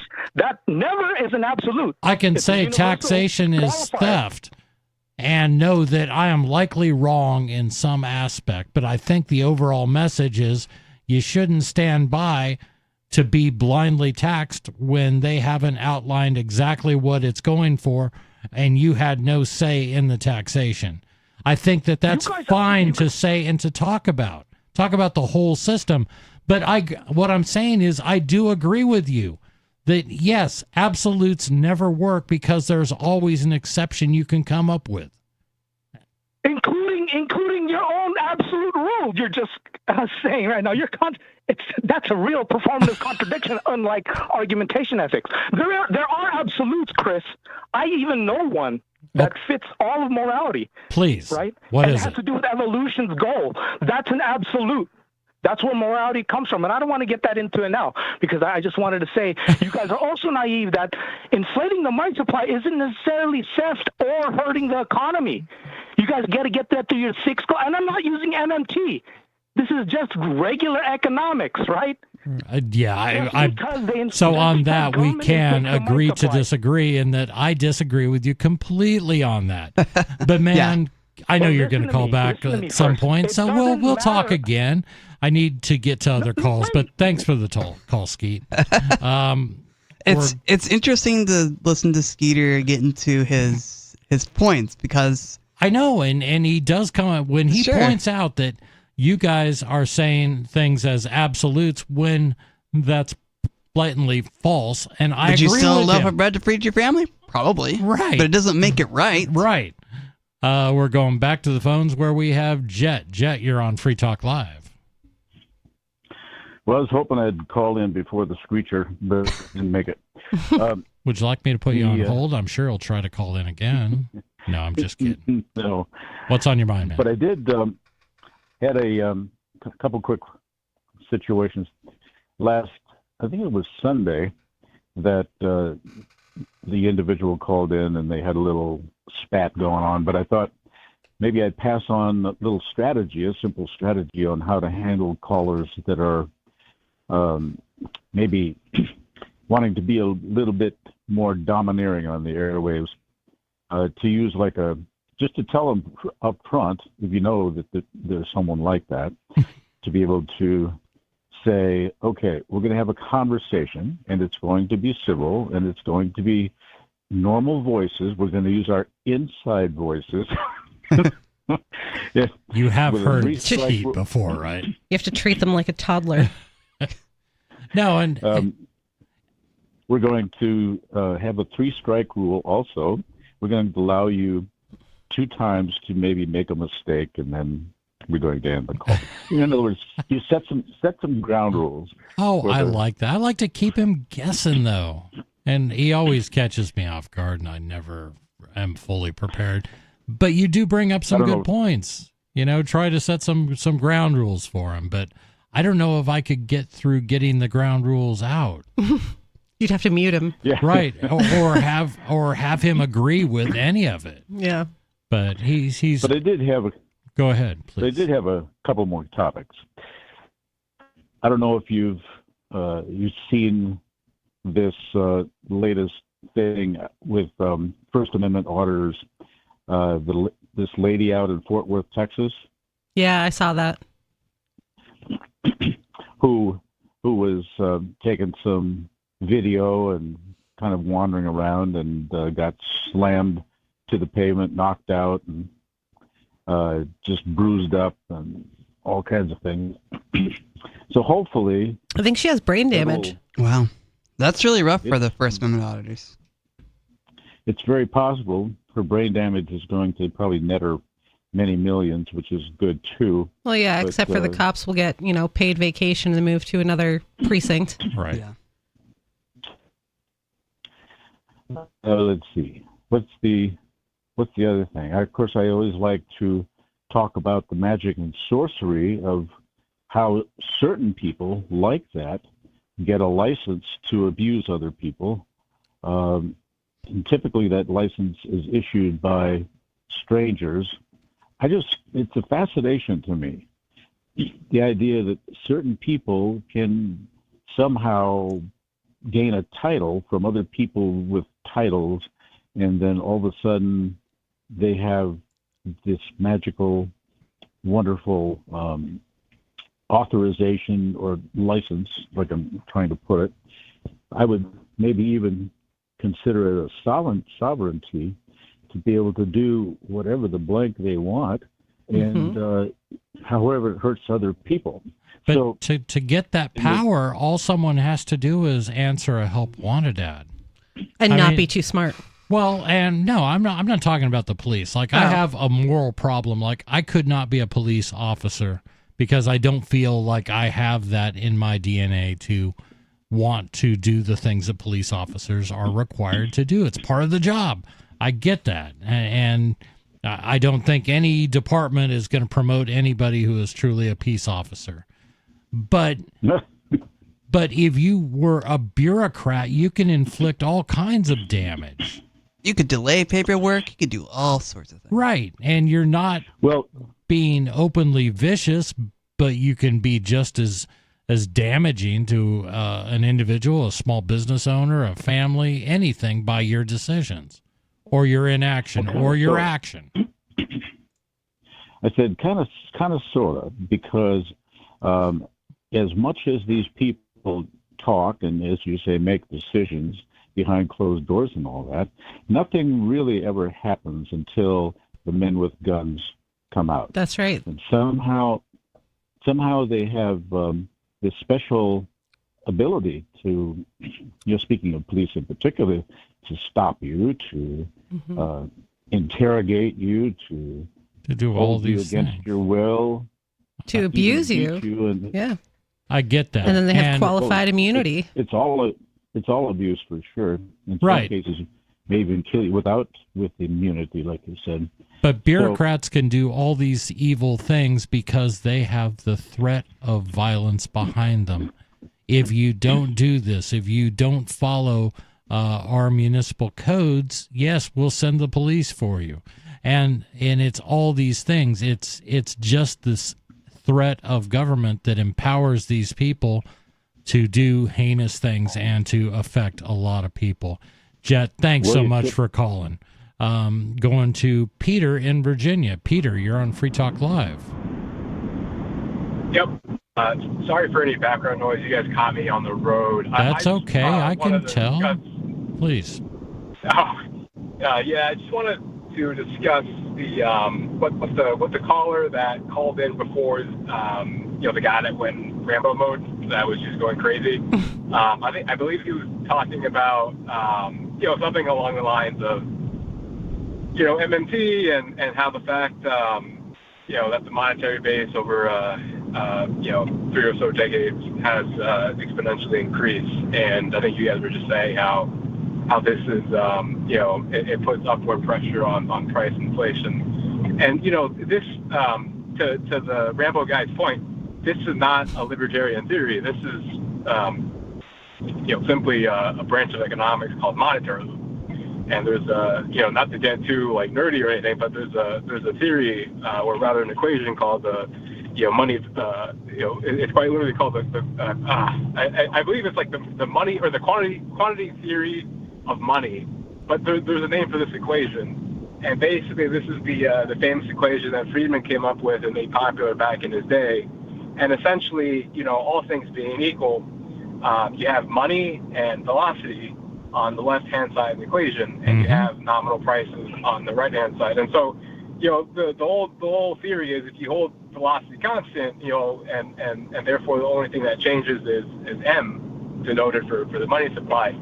This has a direct impact on nominal prices. And nominal prices aren't just things that people like you and I buy. Right. They're also assets. So-called we call this asset price inflation. And so this has benefits for those that own assets. In fact, I would argue we've been living under asset price inflation for a handful of years, even decades, but no one complained. No one said, "Hey, we have asset price inflation. Let's control this," because namely these people benefited. Unfortunately, with time, the monetary inflation has made its way to consumer prices, and we're living through this now, and this is why people feel pinched. And to your point, I think you guys are talking about Walmart. Maybe they're changing the way that they set their prices. Yeah, I kind of wanted also to talk about something related to this, but not like electronic pricing and being able to change prices faster, but the concept called shrinkflation. And for a long time, I wanted to deny this. I hated that term. What is shrinkflation? But shrinkflation. Today, yes, it's shrinkflation. I've always wanted to deny it, and just I just thought it was like a reactionary term made up due to inflation. But today I went to a Target for lunch, and I bought a Cliff Bar. Right. And I've been eating Cliff Bars for a handful of years, and I know how these things feel like. And all of a sudden today, it was the size of my palm, and it was a lot skinnier. Hey, Peter, you got more to say? I'm happy to put you on hold and bring you back. Sounds good. Appreciate it. All right, no problem. 603 283 6160 is our number. This is Free Talk Live. The Shire Free Church offers a sanctuary to those seeking an escape from state churches. The Shire Free Church is an interfaith, diverse group of people that may not share identical theological beliefs. As a member in or minister of the Shire Free Church, you are a sovereign individual and may be the faith of your choice. We don't claim to have all of the answers. We are open to all peaceful people. We want to learn from each other. What unifies the Shire Free Church and its diverse members is peace, love, and liberty. There are many paths to God, one for every individual. The Shire Free Church does not define a specific path beyond these parameters that must be your foundation. Peace as your way. Love as your guide. And liberty as your light. Learn more at church.shiresociety.com. That's church.shiresociety.com. From Feature Storing News in New York, I'm Sally Patterson. The US Supreme Court accidentally published its ruling on an abortion case out of the state of Idaho on Wednesday. The opinion, first reported by Bloomberg, was up briefly before being taken down. Tony Waterman has more. The mistakenly published decision indicates the court will allow abortions and medical emergencies in Idaho, where the procedure is currently banned. The copy shows a 6-3 ruling, with conservative justices Clarence Thomas, Samuel Alito, and Neil Gorsuch dissenting. The ruling says the plaintiffs in the case didn't have standing, leaving the door open for future litigation over whether hospitals can be required to carry out emergency abortions in states where the procedure is banned. Meanwhile, the progressive wing of America's Democrat Party has suffered a major blow, with Jamal Bowman losing the race to become the candidate in federal elections later this year. His defeat capped the most expensive House of Representatives primary in history. Here's Benji Hire. For months, Jamal Bowman's been on the defensive over his incendiary views on Israel, with the pro-Israel lobby group AIPAC pouring millions of dollars into its efforts to oust him. He blames, quote, dark money for his loss to fellow Democrat George Latimer. It marks a setback for the high-profile leftist group of representatives to which he belongs, known as the Squad, which had rallied in his support. Pakistan's Weather Bureau is warning that the intense heatwave currently gripping the nation's biggest city, Karachi, is set to continue in the coming days. Extreme temperatures have already claimed dozens of lives. Hira Mustafa has more. The head of Pakistan's largest ambulance service says they have received the bodies of dozens of heatstroke victims in Karachi, and that over 1,500 people are currently receiving treatment at various hospitals. The chief minister of the country's southern province has raised concerns criticizing electric companies for prolonged power cuts in the city during the ongoing heat wave. And jailed American journalist Evan Gershkovich appeared in a Russian court on Wednesday as his hearing formally begins, behind closed doors. He stands accused of alleged espionage during a reporting trip in March 2023. Gershkovich's legal team denies all allegations. The White House called the charges ridiculous and his detention totally illegal. In Moscow, Daria Bundichuk reports. Evan Gershkovich appeared standing in a glass box in a courtroom in the city of Yekaterinburg on Wednesday. Media members were allowed to film him only for a few minutes, then journalists were requested to leave the courtroom as the trial is being held behind closed doors, a common practice in Russia for hearing espionage cases. Russia's President Putin earlier admitted there had been contact with Washington about a potential prisoner swap. From bureaus worldwide, this is FSN. Yep, we still do email. Drop your email address in the entry box at freetalklive.com, and you'll be kept in the loop with Free Talk Live.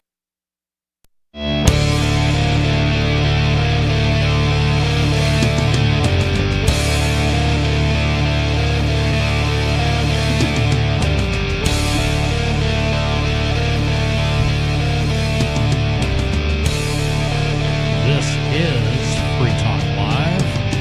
603-283-6160 is your number to call and get on the radio. Tell us what you want to talk about. And I just want to remind everyone that some of you have wanted to support Free Talk Live's mission on a monthly basis, but don't want to support Patreon. Now we have an alternative, and that also helps our premier streaming platform, Odyssey. Visit video.freetalklive.com and click join at the top of the page.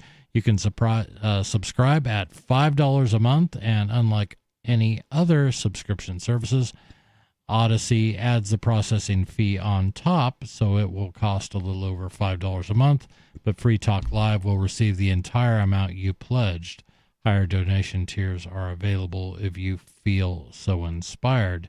You'll get a special membership badge that is visible on the Odyssey chat room, and if we get enough supporters, we may enable a members-only chat. The new subscription method is a great way to decentralize our direct listener support away from just Patreon and also support a libertarian-run business, Odyssey. Please visit video.freetalklive.com and click Join to subscribe to our Odyssey channel and help support spreading our message around the world. Visit video.freetalklive.com and click Join today. This is Chris. I'm your host tonight, joined by Lori and Riley. And we're going back to the phone. We were talking to Peter, and Peter seems very versed, at least in the Chicago school and probably other areas of. He was taking some issues with some of the things that were said by the host and a previous caller, but please continue where you were at. Yep. Many thanks. Yeah, I think I was before we you guys went on break. I was talking about how all of a sudden Cliff bars, which are energy bars, yes, seem to have quite literally shrunken, and that's the term, right? They came up with that term, shrinkflation. Yeah, and I mean, I didn't want to believe it because you kind of see these things, and they're typically associated with massive reactions to things like increases in prices. But if you actually think about this critically, it does make intuitive sense. And if you were a Cliff Bar, at the margin, which is to say, like at a point where you decide benefit relative to cost, it might make sense because not just consumer prices are going up, but also producer prices. And Cliff Bar has a lot of things that ultimately get created into a cookie of some sort. And I can only imagine how difficult it is to create this bar and how much costly perhaps it has gotten to get everything in place and go through your stages of production to ultimately create and ship out Cliff Bars Peter? across the nation. Yep. I've experienced, I own a small business, we're a retail business, and I experienced something else also. Products that used to come in a certain size packaging, say it's, let's say it's 5-ounce packaging, and the cost of each one of those, let's just for argument's sake, say it's $5. The company comes up with new packaging, which is now a 10-ounce package, double the size of it used to be. But they will make the new price for a 10-ounce bag, say $11. Have you ever experienced that or seen that happening too, where they're coming up with larger packaging, but the cost for how much you get is actually increased? It's another way of increasing the cost to cover their rising costs, but not in a way that is obviously shrinkflation. You know what I mean? Does that make sense? Yeah, I mean that makes sense, and it's on the point to what I'm going to make, and it's just that we see these things, we see entrepreneurs, we see the market basically reacting, whether positively or negatively. In this case, I'd say negatively, but this again is just a consequence of intervention in the in the money supply that unfortunately impacts the price system. So this is just a byproduct of interventionism, I would say. And the last thing I'll say, I just want to give you guys some time to speak with others, is that it's not just the money supply, right, that impacts price inflation, but it's also what the Treasury does with the money that the central bank buys in bonds and what they borrow and basically con foreign investors in this Ponzi scheme that we seem to be involved in. But basically, all this does, right? We have the monetary stuff, right, that impacts prices, but then we have the Treasury stuff and the fiscal imbalances that go on. This is a double whammy in price inflation. And basically, what happens is, with these guys are politicians. These guys don't know anything, And I'm giving them the benefit of the doubt here, that they're not malicious people, that they know what they're doing and they're just doing this to be in office. I'm giving them the benefit of the doubt. They don't know you're what they're much doing. kinder than I am. and so they just my assumption, and I hope I'm right, is that they want to do good. And unfortunately, what they do is they do genuine Keynesian stuff. And, with the Keynesian policies, such as, loan guarantees or anything that creates a job, unfortunately, these jobs at the federal government level really don't come with production. And so all that happens, if you guys think about this just critically, and, you can imagine a supply and demand curve, all that happens is, we create a handful of government jobs because we created an agency and they have to manage some sort of nonsense. All that happens, therefore, is that the demand curve will shift because we just created discretionary income. Well, and you've also increased GDP. I mean, government spending is part of GDP, and that's an abomination in itself. I understand why they believe that, but and we also lowered the unemployment rate, right? Because we created a handful of jobs. But this is all to say, with these jobs come no genuine production, and so. You have the monetary stuff, which seems to be, to give credit to what these guys are doing right now, the central bank, they seem to, for about a year or so, step on the brakes. Who knows what they're doing now? I think they're just waiting to see what happens after the fact. But are they really stepping on any brakes? They're making money more expensive to borrow, but are they really having any effect on Washington spending? No, that's the issue. No. If anything, they're putting them more on the brink of some sort of debt crisis, given that they love to borrow short term. And that's my overall problem with the whole Federal Reserve System is you can't, I'm philosophically, I'm more in line with the Austrian School of Economics than the Chicago School, the monetarists, or the Keynesians, God forbid, or the modern monetary people. Yeah. My Austrian brain seems to just go, this stuff is way too complicated. It involves billions of decisions made by millions of people every day, just in our economy, let alone a worldwide economy. So if you believe that you can actually engineer us into a, quote, soft landing, I think you're nuts. And if government continues to, money printer goes burr, come up with a new program, and I point my finger both at Democrats and Republicans. They both spend like drunken sailors. Yep, Trump passed the CARES Act and printed out trillions of dollars. Yeah, and Biden's not going to be outdone, and Biden basically has free reign because all the people that normally complain about government spending just did government spending on steroids. So go ahead.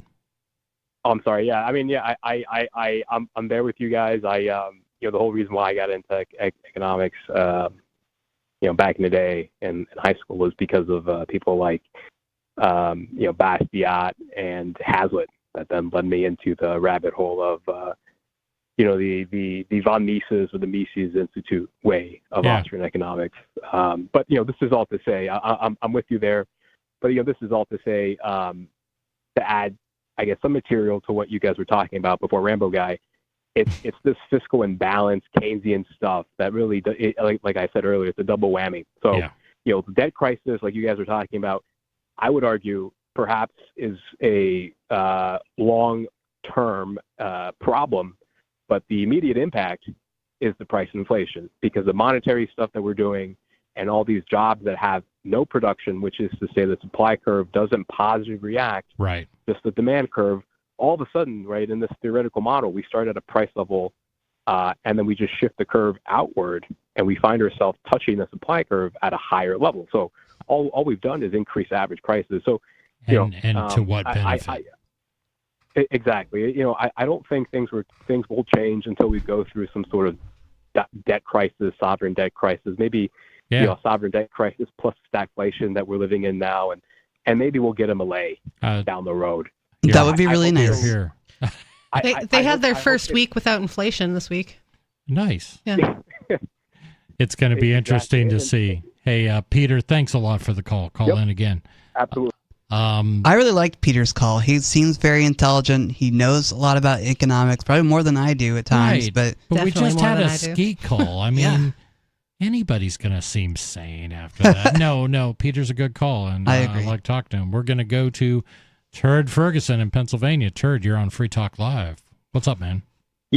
Yeah. Hey, guys. What's up? So a lot of what he was saying, I think, was correct, but he missed a few important things that I want to touch on here. Please. And and Americans really are just not seeing the big picture here. They're missing the forest for the trees, because what most Americans actually don't understand about the economy is the vast majority of it right now isn't actually real output or productive or productivity. Okay, and let me explain what I mean by that. And that's where Peter was going too.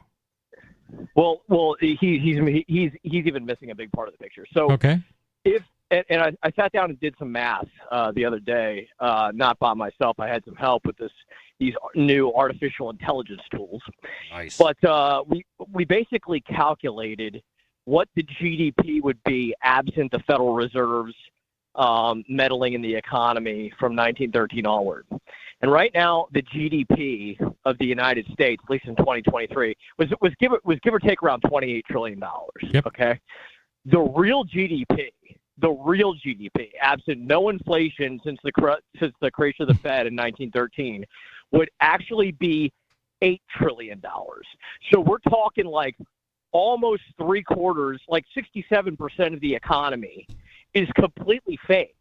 I mean, it's just been inflated into this much bigger number than it actually would be. Is that consistently in 1913 dollars or 2023 number in dollars? Well, adjusted for inflation or not? That would be in $1913. So that's based on to be clear, that's not based on the amount of money that's actually in the economy. It's based on the total transaction of all the goods and services in the economy. So like if I buy pizza up the street at Sal's Pizza, that's $10. That's GDP, and then he takes that $10 and spends it on his employee. Well, I understand that. It seems to me like we'd be much better off with $8 trillion in 1913 currency. Yes, we absolutely would, because the cost of living has skyrocketed along with the GDP. And not just that, there's another huge sort of scam that's going on in the economy right now that probably 99% of even economists don't know about. And that is that, of course, when the Fed monetizes debt from the government, it's actually what it has to do is it has to go into the open securities market and buy the debt in the open market. But because demand for this debt, it buys debt, it sells debt. Well, the federal government sells its debt.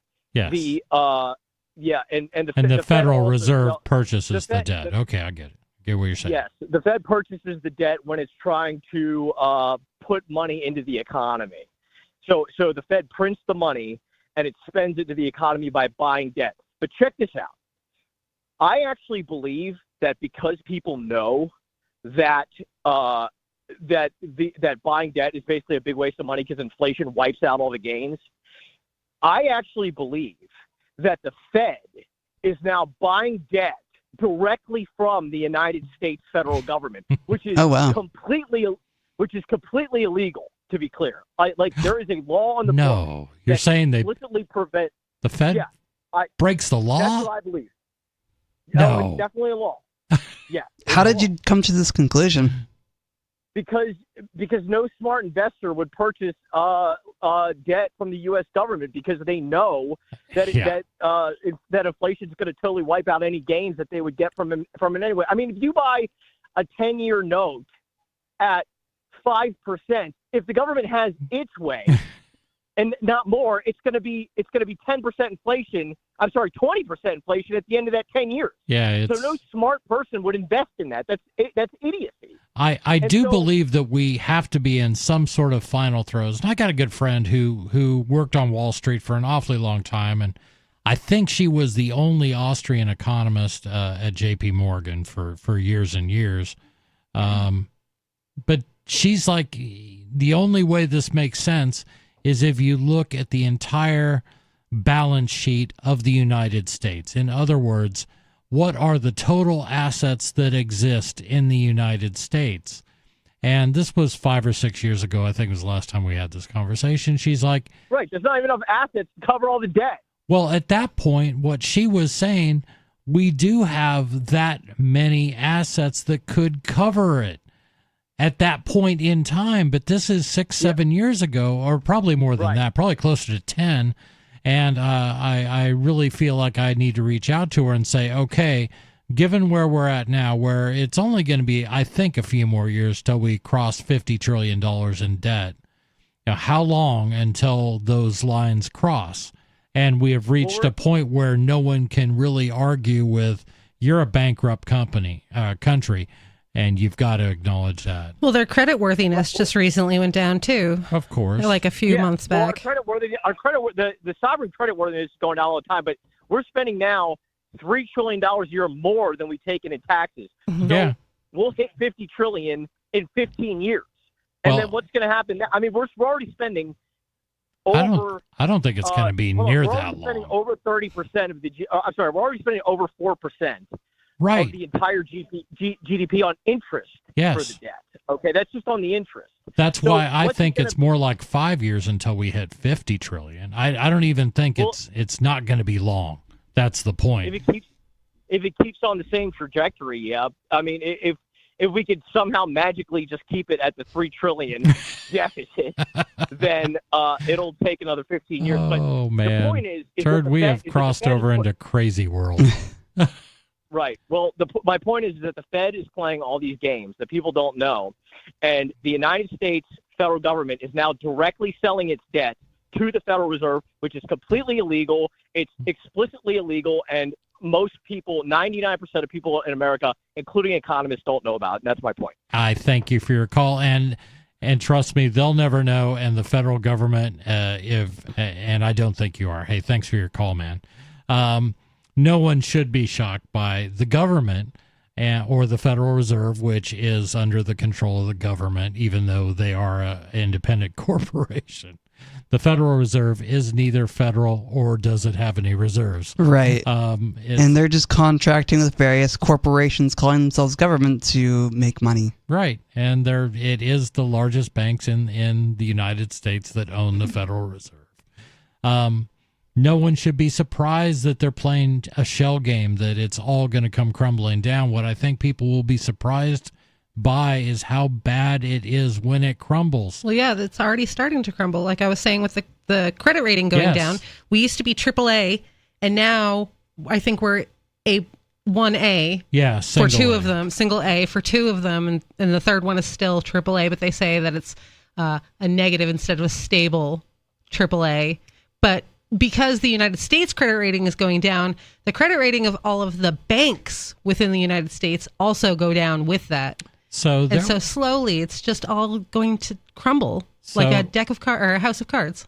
I know within the last couple of days, I was listening to this on one of my podcasts, but they were about ready to do the latest stress tests on all the banks. Mm-hmm. They do this periodically. This was part of Graham Rudman, or as a reaction to the bank crisis in 2008, 2009. And they were supposed to do these regular stress tests. I want to see what the results of this one come out to be. They're about to have heart attacks. Well, I'm interested. Yeah, I'm interested to see if they just blatantly lie and say everything's great, go back to your villages, nothing to see here, or if some actual less than stellar news comes out of this, because I don't really feel like I can trust good news. So I'm sure it'll be a little bit of both. They always try to do that. They try to do that. They try to make sure that, they kind of tell you that it's not so great, but they handle you with baby gloves so you won't panic. Right. Yeah. So, but maybe not even. Maybe they'll just be positive about it, because the first credit rating company that dropped the United States credit down, the guy who decided upon that got fired. Yeah. They left it as was, but they were like, you're out of here. You can't just do that. Right. So they probably will just be like, everything's fine. Don't look over here. And usually, I can't remember the name of the credit agency that generally is the first one to take the harshest look. But then the other two sometimes follow along and just sometimes go, no, we're keeping the good old USA propped up there, where we know who butters our bread. That's right. We know which side our bread is buttered on. It's insane. Both sides. So let's talk some more about these. Was there more in that story? I mean, I'm sure there was. I closed it because I think we talked about everything that was important about the electronic shelf labels. That, people, like I said, people are worried about, they're going to do surge pricing, and yeah, probably. But the bigger problem is that all these electronic shelf labels are going to make it really easy for, what is it called? Retailers? No. Like massive inflation, quick inflation. I forget the word. Hyperinflation. Hyperinflation, yeah. But my brain wouldn't give it to me. Hyperinflation to just kick in at any moment, which I think we're headed in that direction shortly. At least now we can peel off a label and see, how much it was yesterday. Well, I mean, not even Right. yesterday in Argentina, you'd go into the store with $40 to go get the things you want. By the time you get up to the register, it's $60. Yeah. And it's not going to be surprised. I'm not going to be surprised. A lot of people are going to be very, very surprised by this. I will not be surprised. But I was like the little boy who cried wolf about hyperinflation or just in general really bad inflation. But I remember when COVID started, and as soon as it became obvious, the first reaction out of Washington was, "Oh my God, this is a horrible virus. We need to start spending." I'm like, what? How did you just correlate a health issue with the need for government spending? I mean, and they did. Trump did. It was and he's inflated the money supply, and Biden's inflated the money supply, but Trump's going to get back in power again and inflate the money. People need to realize that these politicians aren't going to serve you. No, and it's going to be the same thing because in the meantime, it helps solidify their base. They can now dole out money to congressional districts that they may have lost and be seen as the saviors, and they'll be that more entrenched. And it's just this endless cycle. And, in my 450 years on this earth, that's I thought it was 350. I know. It's been 100 years since he said that. Oh. Yeah, at least. You remember that. Time goes really fast when you're old. Is this time inflation? Time inflation. There we go. People are quick to forget, and that's why I do like posts on social media that say, look at this crazy old ad from a newspaper in 1981. Look at the prices. It was just so nuts. Mm-hmm. It's no, you shouldn't be laughing at that. You should be really, really irate. You should be really pissed off. Yeah, there was some old lady talking about how, why can't anyone pay back their student loans? I paid mine off $10 a week, and it was paid off in no time. Right. It's so tone deaf. I know. And that's the thing. And it's not just inflation. It's not just the loss in purchasing power of the U.S. dollar, but it's also these government programs that have made everything else worse too. Mm-hmm. Thank God we got the federal government involved in student loans. Don't they do such good things? Yeah, everything good idea. The federal government gives me so money, all great things, 603-283-6160. We're going to be back to take more of your calls and talk about more stuff. This is Free Talk Live.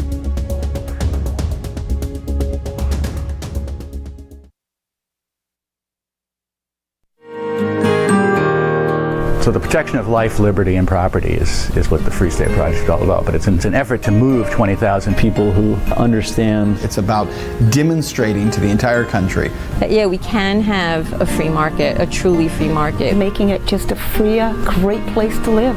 It's the world's largest voluntarist libertarian community, and it's only getting bigger. That's amazing, to be able to move to a place where other people passionately believe in being free and independent. What the Free State Project is managing to do, though, is to put their money where their mouth is. Physically getting up across the country and saying, let's go someplace and let's demonstrate the power of these ideas. There's a lot of kind of philosophy that surrounds liberty. There's a lot of thinking about it and talking about it. But here in New Hampshire, people are doing it. 101 Reasons Liberty Lives in New Hampshire, a documentary by Free State Project Early Movers. Watch it free at 101reasonsfilm.com. 101reasonsfilm.com. There are basically two types of advertising, direct response and branding. Radio's great for direct response with its low cost to listener ratio, but audio can't be beat for branding, which is a longer term endeavor. You want to be the first thing that someone thinks of when they think about your product or service. If you have a local business that you want kept top of mind in your community, call the station. If you need national reach, Free Talk Live's got around 200 radio stations, millions of monthly listening sessions, can suit all budgets, and if we don't think we're right for you, we'll tell you. Email me, mark@freetalklive.com. Tired of cancel culture? Sick of mega tech corporations holding an axe over your head? Join the LRN.FM Matrix chat server. It's self-hosted, so no one else can tell us what to do or say. Don't like the existing channels? You can make your own. You can even connect into some of our channels from other Matrix servers. It's federated. For the full LRN.FM Matrix experience, though, you should join our server via the step-by-step instructions at chat.lrn.fm. Chat.lrn.fm. You're listening to the live edition of Free Talk Live. Hour number 3 is next after the news here on the Liberty Radio Network at LRN.FM. From Feature Storing News in New York, I'm Sally Patterson. The U.S. Supreme Court accidentally published its ruling on an abortion case out of the state of Idaho on Wednesday. The opinion, first reported by Bloomberg, was up briefly before being taken down. Tony Waterman has more. The mistakenly published decision indicates the court will allow abortions and medical emergencies in Idaho, where the procedure is currently banned. The copy shows a 6-3 ruling, with conservative justices Clarence Thomas, Samuel Alito, and Neil Gorsuch dissenting. The ruling says the plaintiffs in the case didn't have standing, leaving the door open for future litigation over whether hospitals can be required to carry out emergency abortions in states where the procedure is banned. Meanwhile, the progressive wing of America's Democrat Party has suffered a major blow, with Jamal Bowman losing the race to become the candidate in federal elections later this year. His defeat capped the most expensive House of Representatives primary in history. Here's Benji Hire. For months, Jamal Bowman's been on the defensive over his incendiary views on Israel, with the pro-Israel lobby group AIPAC pouring millions of dollars into its efforts to oust him. He blames, quote, dark money for his loss to fellow Democrat George Latimer. It marks a setback for the high-profile leftist group of representatives to which he belongs, known as the Squad, which had rallied in his support. Pakistan's Weather Bureau is warning that the intense heatwave currently gripping the nation's biggest city, Karachi, is set to continue in the coming days.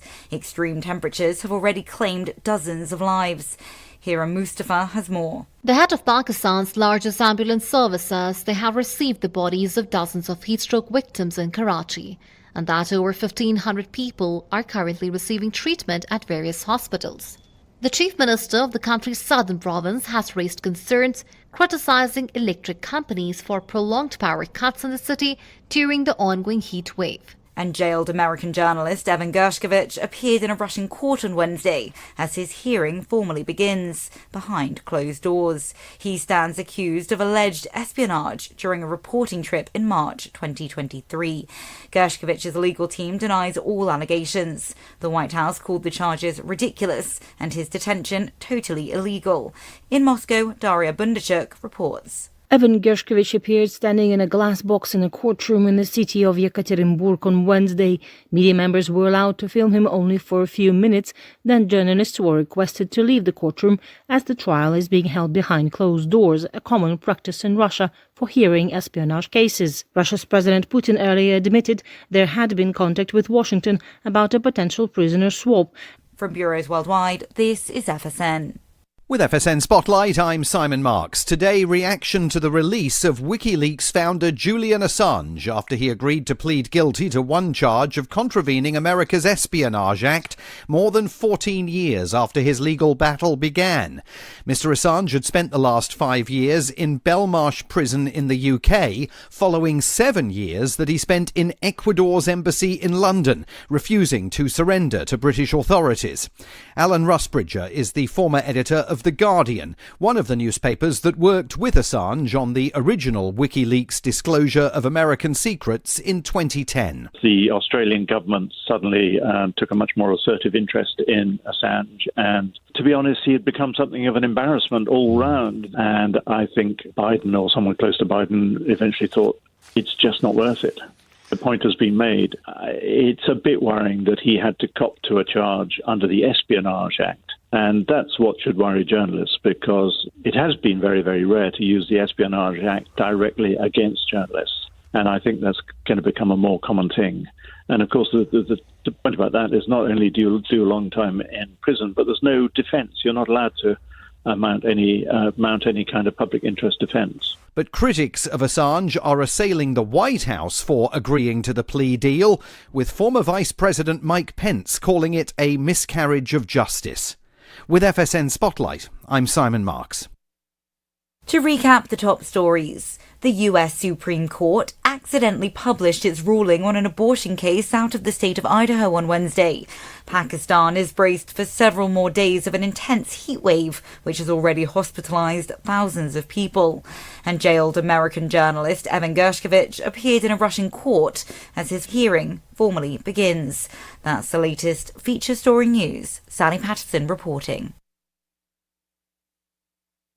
NASA announced the discovery of a mile-wide asteroid this week that could potentially trigger a global level of extinction, forcing upscale fashion retailer Nordstrom out of business. Researchers confirm that the celestial object is traveling at speeds exceeding 29,000 miles per hour, threatening to slam into the planet with more than 1 million megatons of force, enough to jeopardize operations at all 117 full-line Nordstrom locations. Unless we can find some way to divert or intercept the asteroid, all 7 billion people on Earth, including all 62,500 Nordstrom employees, may die. Even if the asteroid breaks into smaller pieces upon entering to the atmosphere, a death toll as low as several hundred million could still slow foot traffic in stores and reduce online orders from Nordstrom's subsidiary Hotlook. Humanity is surprised it still hasn't figured out an alternative to letting power-hungry assholes decide everything. And a magical office worker is able to turn everything he touches into more work for his colleagues. This is the Onion News Network. Got Telegram? You can follow our channel there and discuss show prep with other listeners at telegram.freetalklive.com.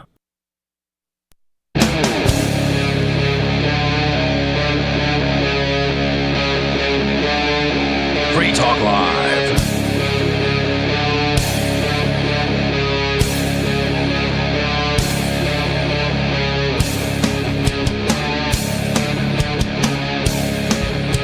This is Free Talk Live. 603-283-6160 is our call-in number. That's the number to call and to control the airwaves. I love controlling the airwaves. We'll talk about whatever you want to talk about. My name is Chris, and I am joined in studio by Lori and Riley. And we have been talking about a lot of things. We started off by talking about the wonderful news that Julian Assange is on his way, or has probably touched down already in Australia by way of UK to the Northern Mariana Islands, U.S. Protectorate, and then on home. So we're wishing him the best, and we hope that someone else is not too afraid of what happened to Julian to take up something and create something similar to WikiLeaks. I would not blame him at all for saying, nah, I'm done, but maybe he will. Who knows? I might. That'd be fun. Nice. Riley Leaks. Yeah, there you go. You could do that. I could. I think that's a bad name, though, for it. Yeah, I think Leaks. so, too. It's really not very anonymous. No, it's not very pleasant sounding. It's not, is it? Oh, man. You get some weird traffic, probably. Yeah. Oh, yeah. And I wanted to send a special thanks to Ken Doyle. Who is Ken Doyle, you may ask? Ken Doyle is a platinum member of our AMPS program. Thank you. AMPS stands for Advertise, Market, Promote, and Support Free Talk Live. We appreciate all of our AMPS members. They each have agreed to give Free Talk Live a certain amount of money every month to accomplish those goals that we have. Our overreaching goal is to spread the message of liberty to more people around the world. And because of our AMPS, that helps us do that. So thank you very much. Platinum level, $5, $10, $15. Is that a $15 per month donation? I think it's a $25 a month donation. It could be. But in either case, Ken Doyle, thank you so much for being part of the AMPS program. Yeah, thanks, Ken. That's going to help us get on more radio stations and do things like that. So absolutely, it's exciting. If you want to find out more about our AMPS program, you can go to amps.freetalklive.com to find out more about that. And we are going to quickly go to the phones where we have Sarah in New Mexico. Sarah, you're on Free Talk Live. What's on your mind? Oh, yeah, it's wonderful. Good to talk to you guys. I think we're the only silly state. I think, do you know of any other state that the traffic tickets do not go on your car insurance? I don't know of any, and our Senator Mo Maesta, he wanted to sponsor a bill so we could distinguish by putting points on the good drivers and the bad drivers. Why do you think this is a good idea? And why would you want to put points on good drivers? Well, the thing is, I'm just saying to reward the good drivers and to have points to, pay the people that are causing the speeding and the red light biting. They should pay higher insurance. The way you describe it, that the drivers there are really bad and get into accidents all the time, so they probably can't even do it because nobody would be able to afford their insurance. Well, what it is that I think that's the silliness of it. We don't have a point system for insurance at all. I'm trying to figure out what other state does that. I don't think our traffic tickets go on the points on our driver's license either. I don't know either. I don't know what other states, but your opening statement, you said something about, are we the only silly state? And my answer to just that little snippet is no, all states are silly. So no, you're not. Now, whether they do this or not, every state I've ever lived in requires some sort of points assessment. Actually, I don't know if New Hampshire does because insurance isn't even a requirement. Like as a driver in New Hampshire, you do not have to have liability, comprehensive, none of that. You better be able to pay for it if you're involved in an accident because somebody's going to come after you, but you're not required by law to have actual insurance. Well, I'm trying to do this. I think it's important, but the good drivers that you could, I guess, that are like maybe 3 to 5%, or just like a real minority.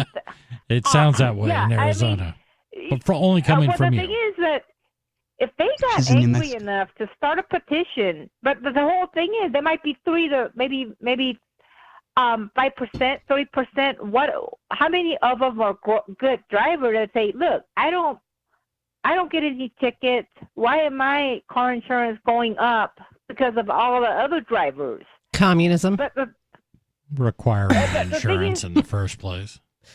But here's the thing: it's like penalizing somebody who's not causing the accident. You know what? Get the people that are speeding, getting the tickets, have them pay the car insurance.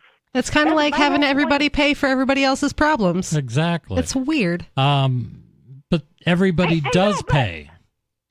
They have to pay too. If you get into a car accident, if you have insurance, your insurance costs are going to go up huge. That's going to be a reality. So they already do pay. They're going to be more expensive. And I guess definitely in a libertarian type of world, what we talk about or wish for a lot, I mean, there would be insurance. Insurance would be something that would be valuable to people. Sure. Some things I wouldn't, like me personally, I would not need airline pilot license because I'm not an airline pilot. So do I think that pilots that do carry people probably want to have some sort of backstop there in case something goes wrong? Sure, that's fine. But what about people who don't drive? You don't drive. Well, am I correct? Because I know I'm terrified of the road rage and all these the worst drivers in America. Do you think I'm going to be driving with these people? So you don't even have a dog in this fight, really, right? It's like you don't drive. It's not going to impact you one way or the other. You're just saying encourage good drivers. Okay. Because I'm walking all the time, and these people that are speeding, talking, and texting, and running red lights are always trying to kill me every single day. I don't So think it it's a does- personal thing. I don't No, think 'cause they're they're all gunning bad for drivers. you. Well, they may be.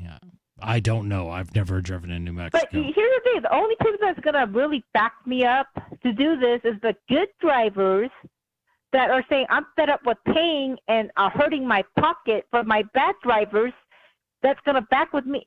But I want this because I'm almost getting killed by cars every day because of these speeders and the traffic violators. That's my perspective. You don't see the conflict of thoughts you have, though, that you want like everyone to pay for everyone else's health insurance, but you don't want everyone else to pay for everyone's car accidents? You don't see like how those two things don't really go together?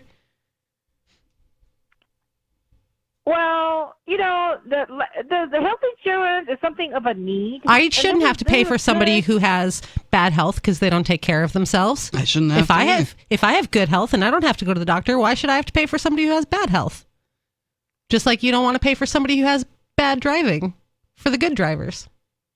Yeah, but it seems like that's the way the system is rigged right now. All the good drivers, the uninsured drivers get off the hook. They don't go to jail. They don't have tickets. They have no consequences whatsoever. And all the good drivers that get they're paid for the uninsured and all the bad drivers. I just cannot. This is baffling to me. And this is supposed to be a working system. I don't get it. None of it's a working system. Systems by default, if they were government systems or set up under government rules, they're not going to work well. They're not going to work as well as a free market. This is just a reality. It's also a very localized thing. So if you want to talk to your representative, that's fine with us. It's not going to affect us here in New Hampshire. And I don't think anyone would fault you for wanting to do that. Some people might shame you for wanting to do that, but hey, it's where you live. It's not where we live. So the New Hampshire, you got better drivers. You don't have this kind of problem. I have an accident in front of my house at least 2 times a week. No, New Hampshire does not necessarily have better drivers. Yeah. My experience in living where all the places I've lived, up and down the East Coast, up and down the West Coast, everybody's got bad drivers. Mm-hmm. Yeah, it's. Oh no, but you know what? That's what they all say. They all have like, oh yeah, everybody, where you live? But you know what? Statistically, the car insurance people that are crash data. Believe me, New Mexico has the worst drivers in America. You can document it. You can prove it. I don't doubt that. Oh yeah, you know what? I could prove it by data. If you want to research the insurance data, they came out with it. I That's believe what everybody tells me. And I will tell you, I really don't want to do that. But Sarah, thank you so much for the call. It's good to talk to you as always. I don't know what to say other than, Sarah again is looking for some government intervention in requiring points to be reported in some sort of rigged system that's going to benefit. Somebody's going to come out ahead. Somebody's going to come out behind. I agree with that. And here's the thing, I do not think that advocating for a legal or a government solution like making points mandatory, whether good or bad, is going to solve the problem of poor driving. Right. That's not going to solve the problem of poor driving. What's going to solve the problem of poor driving is people learning how to be aware. Is people learning how to be mindful. Or self-driving cars. That too. And that can be helped. She wants those too, and she wants us all to pay for everyone else's self-driving cars. Yeah. She said that a couple weeks ago. Of course she did. I mean, that's fine. And mindfulness can be taught through therapy. But why should I pay for someone elelse's self-driving car, Sarah? Yeah. I don't need a self-driving car. I know how to drive. I don't drive. I don't drive either. I don't need a car. Riley has never once been behind the wheel of an automobile. No, didn't somebody take you driving? Not in New Hampshire. I thought somebody put you behind the wheel somewhere. Well, I've had some friends back in Utah do that, but not here in New Hampshire. So if you want to lend your car to me for a few hours. If you want to see a blind guy drive, it's fun, and Riley's always game for this stuff. Like, I took Riley shooting, and that was fun. Put a rifle in his hand and pointed him in the Oh, man, we're going to scare a lot of people. I put him in a generally safe direction, and... we talked about gun safety, of course. We did all that, and it was fine. But Riley's always good for those. People say like you can't have a blind guy with a gun. It's like no, we did that, and everybody walked away. Everybody was fine. He was very safe. Yeah. And if Riley finds a field or a parking lot or something, and somebody wants to show Riley what it's like to get behind the wheel, well, he's already done that in Utah. But I would love to do it in New Hampshire. I think it'd be more fun to do it in the police station parking lot. Oh, perfect. Maybe you get one of them to let you take a cruiser out for a spin around the... No, you don't talk to cops. Oh, dang. I was hoping. I was trying to trap him. Yeah, it's insane. 603-283-6160 is our number if you want to get on the radio. I did want to bring up something Riley brought in. This was a story in FEE, Foundation for Economic Freedom. You can find Education. them at Economic Education. Thank you. You're welcome. What would I have spelled? Theft. Yeah, that just doesn't have the same ring to it. It doesn't, but FEE sounds better. FEE.org. And the story is titled, Why Politicians Need to Stop Getting in the Way of Technological Progress. This piece is by Ben Bernane. It begins, I was born with a rare genetic disease called Fanconi anemia, FA, which kills too many people far too young. The life expectancy when I was growing up in the 1990s was 22 years old. With FA, your bone marrow fails and your body can't produce new blood cells in order to keep you alive. A bone marrow transplant can give you a new chance at life, but it doesn't eliminate all the life-limiting risks associated with the disease. In 2001, I became the first person in Ireland to undergo a new type of bone marrow transplant involving the immunosuppressant drug fludarabine. I was 16 years old. My early years living with low life expectancy and being saved by modern technology and medical science gave me a lifelong interest in how we extend life expectancy more broadly and in an innovation. Innovation is the field that powers new medicines that save lives and new technologies that make all of our lives better. Unfortunately, today's politicians on both left and right are more interested in restricting and controlling innovation than in encouraging its potential. Ain't that the truth? It's every day we hear about something that it just sounds like we've got this new drug and it will solve this one issue, this one disease. It will likely cure, and it could save tens of thousands of lives. And after the next 7 years, as we go through 6 different rounds of trials, maybe you'll actually be able to see it in use. On the pharmacy shelf, but we never know. Right. Well, it's not even that. It's just allowing your doctor access to something that could improve your life. And there's so many of these things, and the only thing they are held up by is government. And that's not to say that every new invention, life-saving or not, that comes out is guaranteed safe. No, a lot of them aren't. And a lot of them we're going to find out actually harm people. But is that the role of government, to protect us from basically a choice that we could make for ourselves? Could we not make a choice based on what the track record is? And more to the point, if somebody comes up with a drug like this, then they better have something to substantiate, because they've got a lot of money invested in developing it in the first place. And they're not going to sell any if they don't have something to back that up. The story continues. We have a left that demands net zero, even if it means ending air travel and bringing living standards back in time.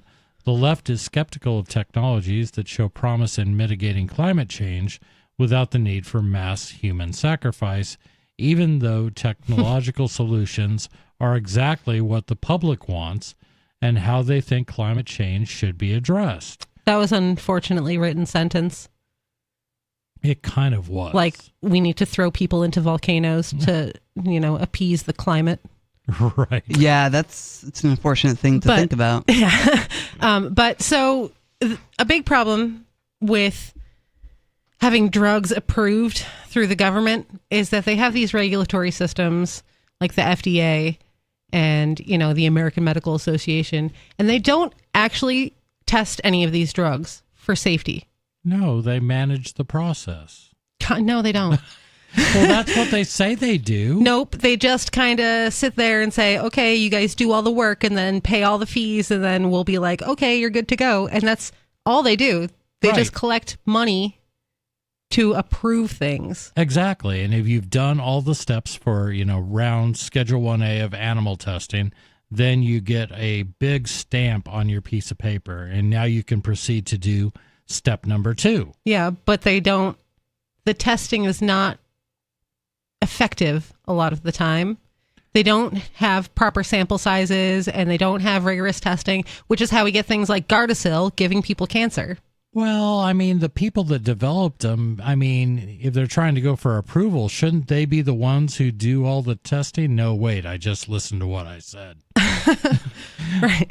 That's it's actually built-in system of conflicts of interest. That's right. We investigated ourselves. We found ourselves to be fine. And then the police heard that and they're like, that's a great idea. Yeah, we're going to do that too. What a good slogan. Can we use that? Let me get back to where I was. Sorry. That's all right. At the same time, the political right tells us that we can't have lab-grown meat, as elected leaders seek to protect established industries like meat processing. These points might seem completely separate from medical innovations and life-saving interventions, but they're not. They speak to a political culture that has come to view innovation as something to be restricted. It's direction controlled rather than allowing human minds to move freely. Case in point, when an incredible new technology like AI comes along, with all the potential to improve education, make the legal process more efficient, and save lives through better health care, politicians' main concern is how to regulate it. I believe it's so important that voices in politics speak up for the power of innovation to radically improve human lives, even if those voices come from far outside the political mainstream. I take this matter so seriously that this month I am publishing a book, 5 years in the making, on political activists whose core message is innovation. It's called Transhuman Citizen, and it's about the wild political world of Zoltan Istvan, one of the globe's most well-known transhumanists. He ran for president in 2016 and 2020, and is also a Libertarian Party-endorsed candidate for California governor in 2018. Istvan defines transhumanism as the most extreme 10% of all science or innovation. It's basically a movement that advocates for the right of humans to transform/transition into a much stronger species, maybe even a new species someday. It advocates for radical, longer lifespans, maybe in decades to come, the option to live forever through genetic research and cybernetics, maybe. It includes wacky science like cryonics and age-reversing therapies. It also includes interventions like exoskeletal suits for paralyzed people to walk and robotic eyes for the blind to see. Riley, what do you think? Robot eyes? So when I was younger, I didn't think I'd want to see because I had a lot more vision in my left eye. But as I've gotten older, I'm like, it would be really interesting to have the experience of being able to see. So maybe I might try robotic eyes. Okay. I feel like these people could just easily get a lot of these things done by just marketing them to the military. Like mech suits. Right. They'd love that. Well, of course they do. And that's where the research is going. That's where the money for the research is going. That's where it comes from. Exactly. Let's see where we're at. Musk's Neuralink implants that allow for brain-computer interfacing could be considered a transhumanist technology. We'll continue with this in just a moment. 603-283-6160 is our number. This is Free Talk Live.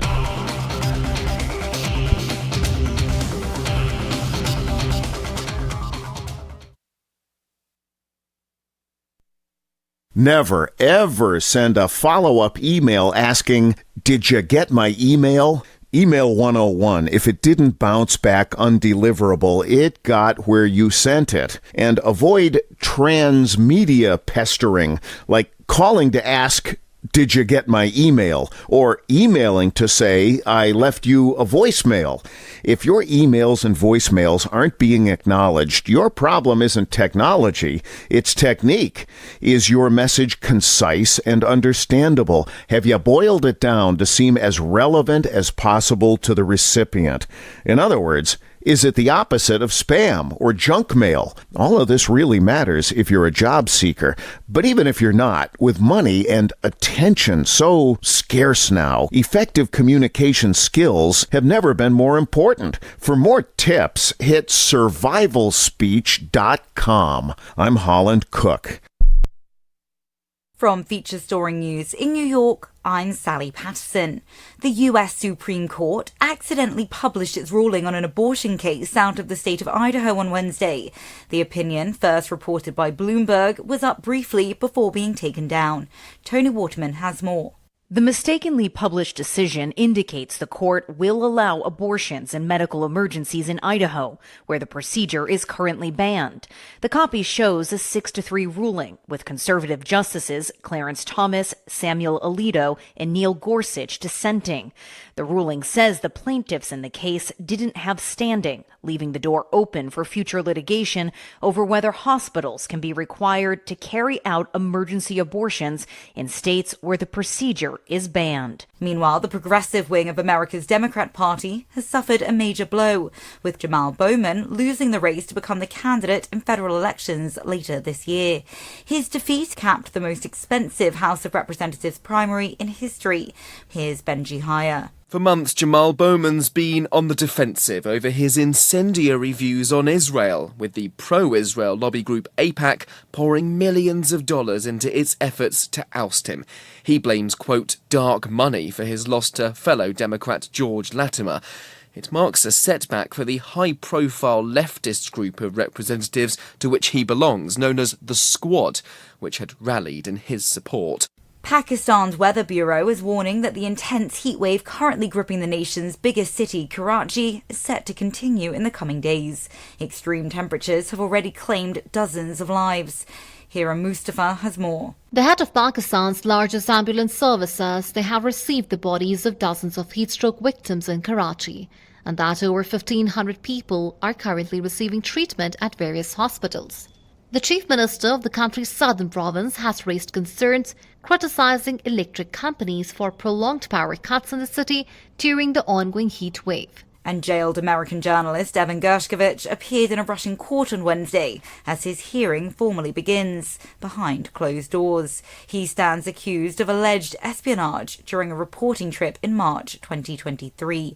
Gershkovich's legal team denies all allegations. The White House called the charges ridiculous and his detention totally illegal. In Moscow, Daria Bundarchuk reports. Evan Gershkovich appeared standing in a glass box in a courtroom in the city of Yekaterinburg on Wednesday. Media members were allowed to film him only for a few minutes, then journalists were requested to leave the courtroom as the trial is being held behind closed doors, a common practice in Russia for hearing espionage cases. Russia's President Putin earlier admitted there had been contact with Washington about a potential prisoner swap.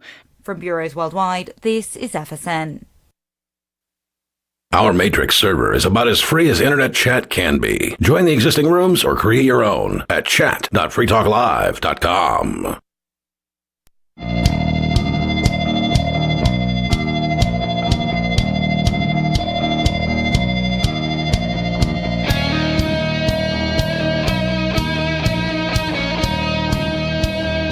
This is Free Talk Live.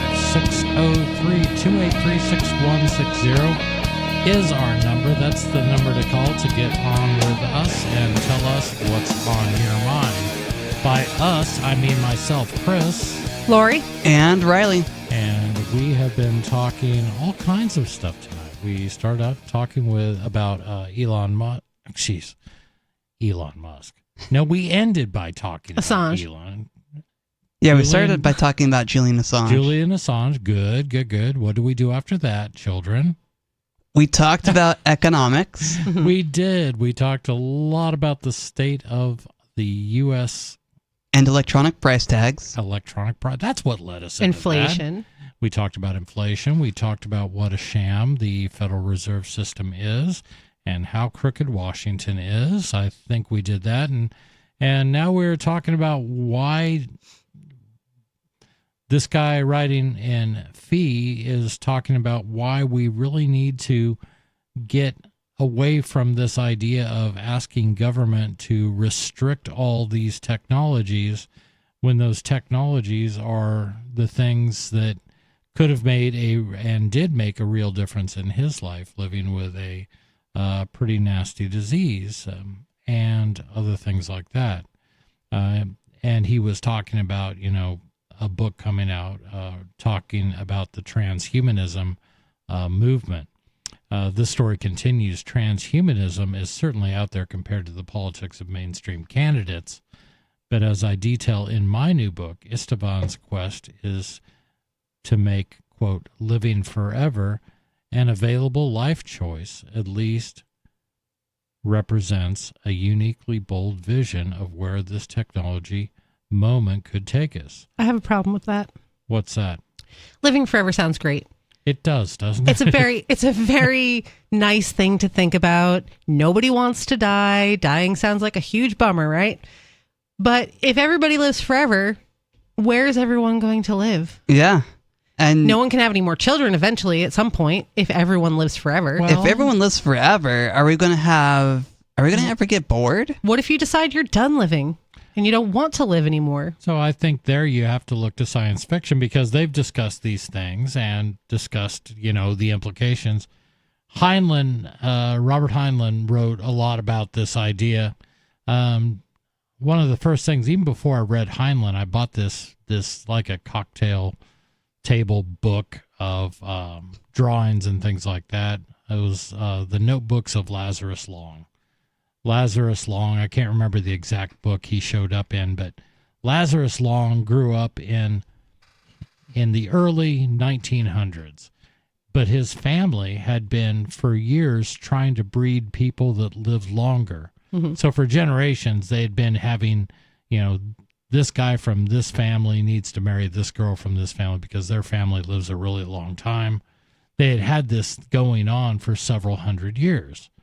And Lazarus on his own would have lived a very long life.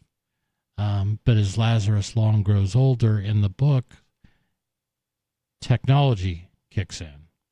And ideas like those proposed by transhumanism become a reality. And, diseases that killed everyone, like cancer, are suddenly controllable. Mm-hmm. And Lazarus Long ends up living, not to be 100 or 200, but I think he lived for 3,000 years. And how does one keep themselves entertained? How does one deal with the loss of the death of your loved ones times 3,000 years? Mm-hmm. How many wives did he bury? How many children did he have to see buried? Those were the things that weighed on him. What I enjoyed about Heinlein's take was one thing that everybody must absolutely have in this new world that Lazarus Long lived in was the absolute right to kill yourself. Yeah. That no one can take it. That is one thing that has to be sacred. When somebody wants to say enough, they can do it. So that alone makes it unrealistic for the society that we live in because you can't choose to kill yourself. It's illegal. It's illegal. And or people also, will talk you out of it, which is fine. And I also think people are like, should talk people out of suicide. Absolutely don't. I mean, I get trying to talk to somebody and be like, hey, life's worth living and all of that stuff. But to stop someone, if that's the choice ultimately that they want to make, what right does anyone have to do such a thing? Yeah. And where would you put everybody? People would, absolutely have to stop having children at some point. If everyone lives forever, then we'll run out of room eventually. I disagree. You think? Yeah, I do, because I think if everyone began to live forever, there would be such an increase in the ability to, create wealth and all these things that suddenly it would not be difficult to colonize the moon. It would not be difficult to get to Mars. All these things I think would, if nothing else, just to make better use of the Earth and how we do things. All this stuff would come with technological advancements, which I guess is sort of the point of this too. But if you had people that could dedicate, 200 years to solving problems instead of, maybe 40, I think a lot of things could get done. If you had a scientist working on a specific problem for, 100 years nonstop, and because he could, and because he was interested in solving that, not that he was forced to, or anything like that, I think you would see some real breakthroughs.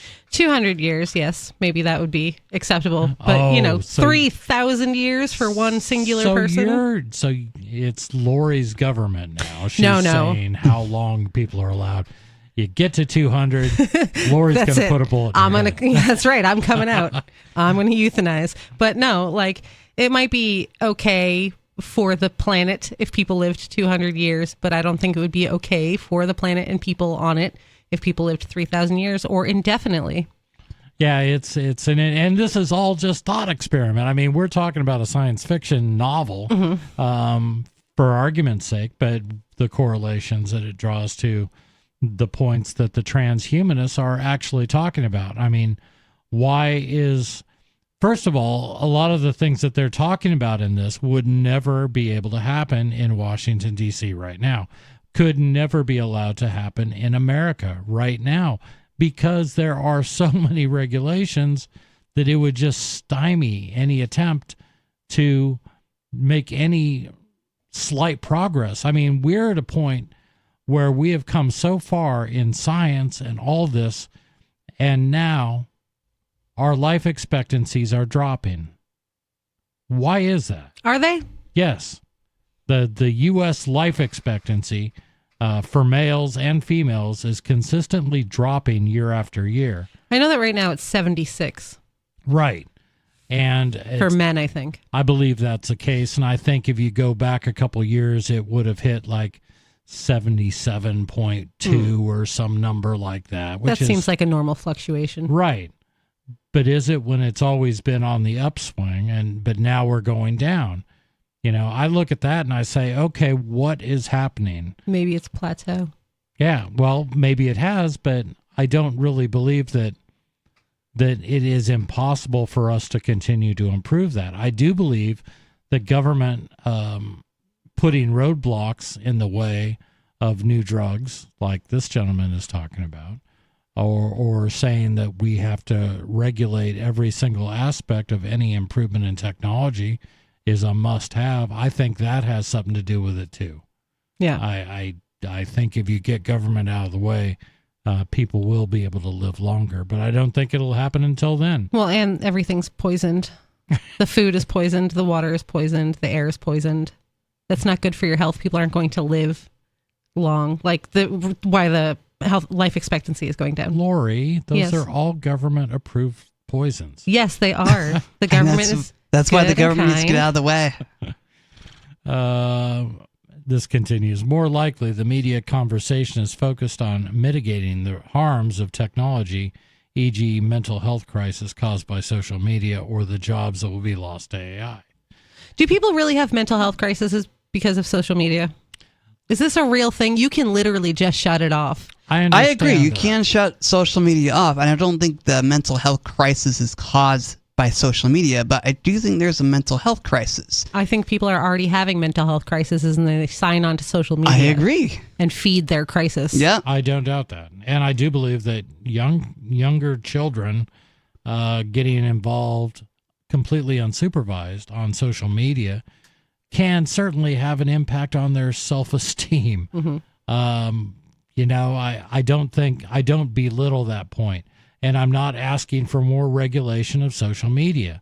I'm asking for people to be parents and to know what That's your kids are crazy talk. doing. Crazy. Isn't it? I know. Just send them outside and then never look at them again until it's bedtime.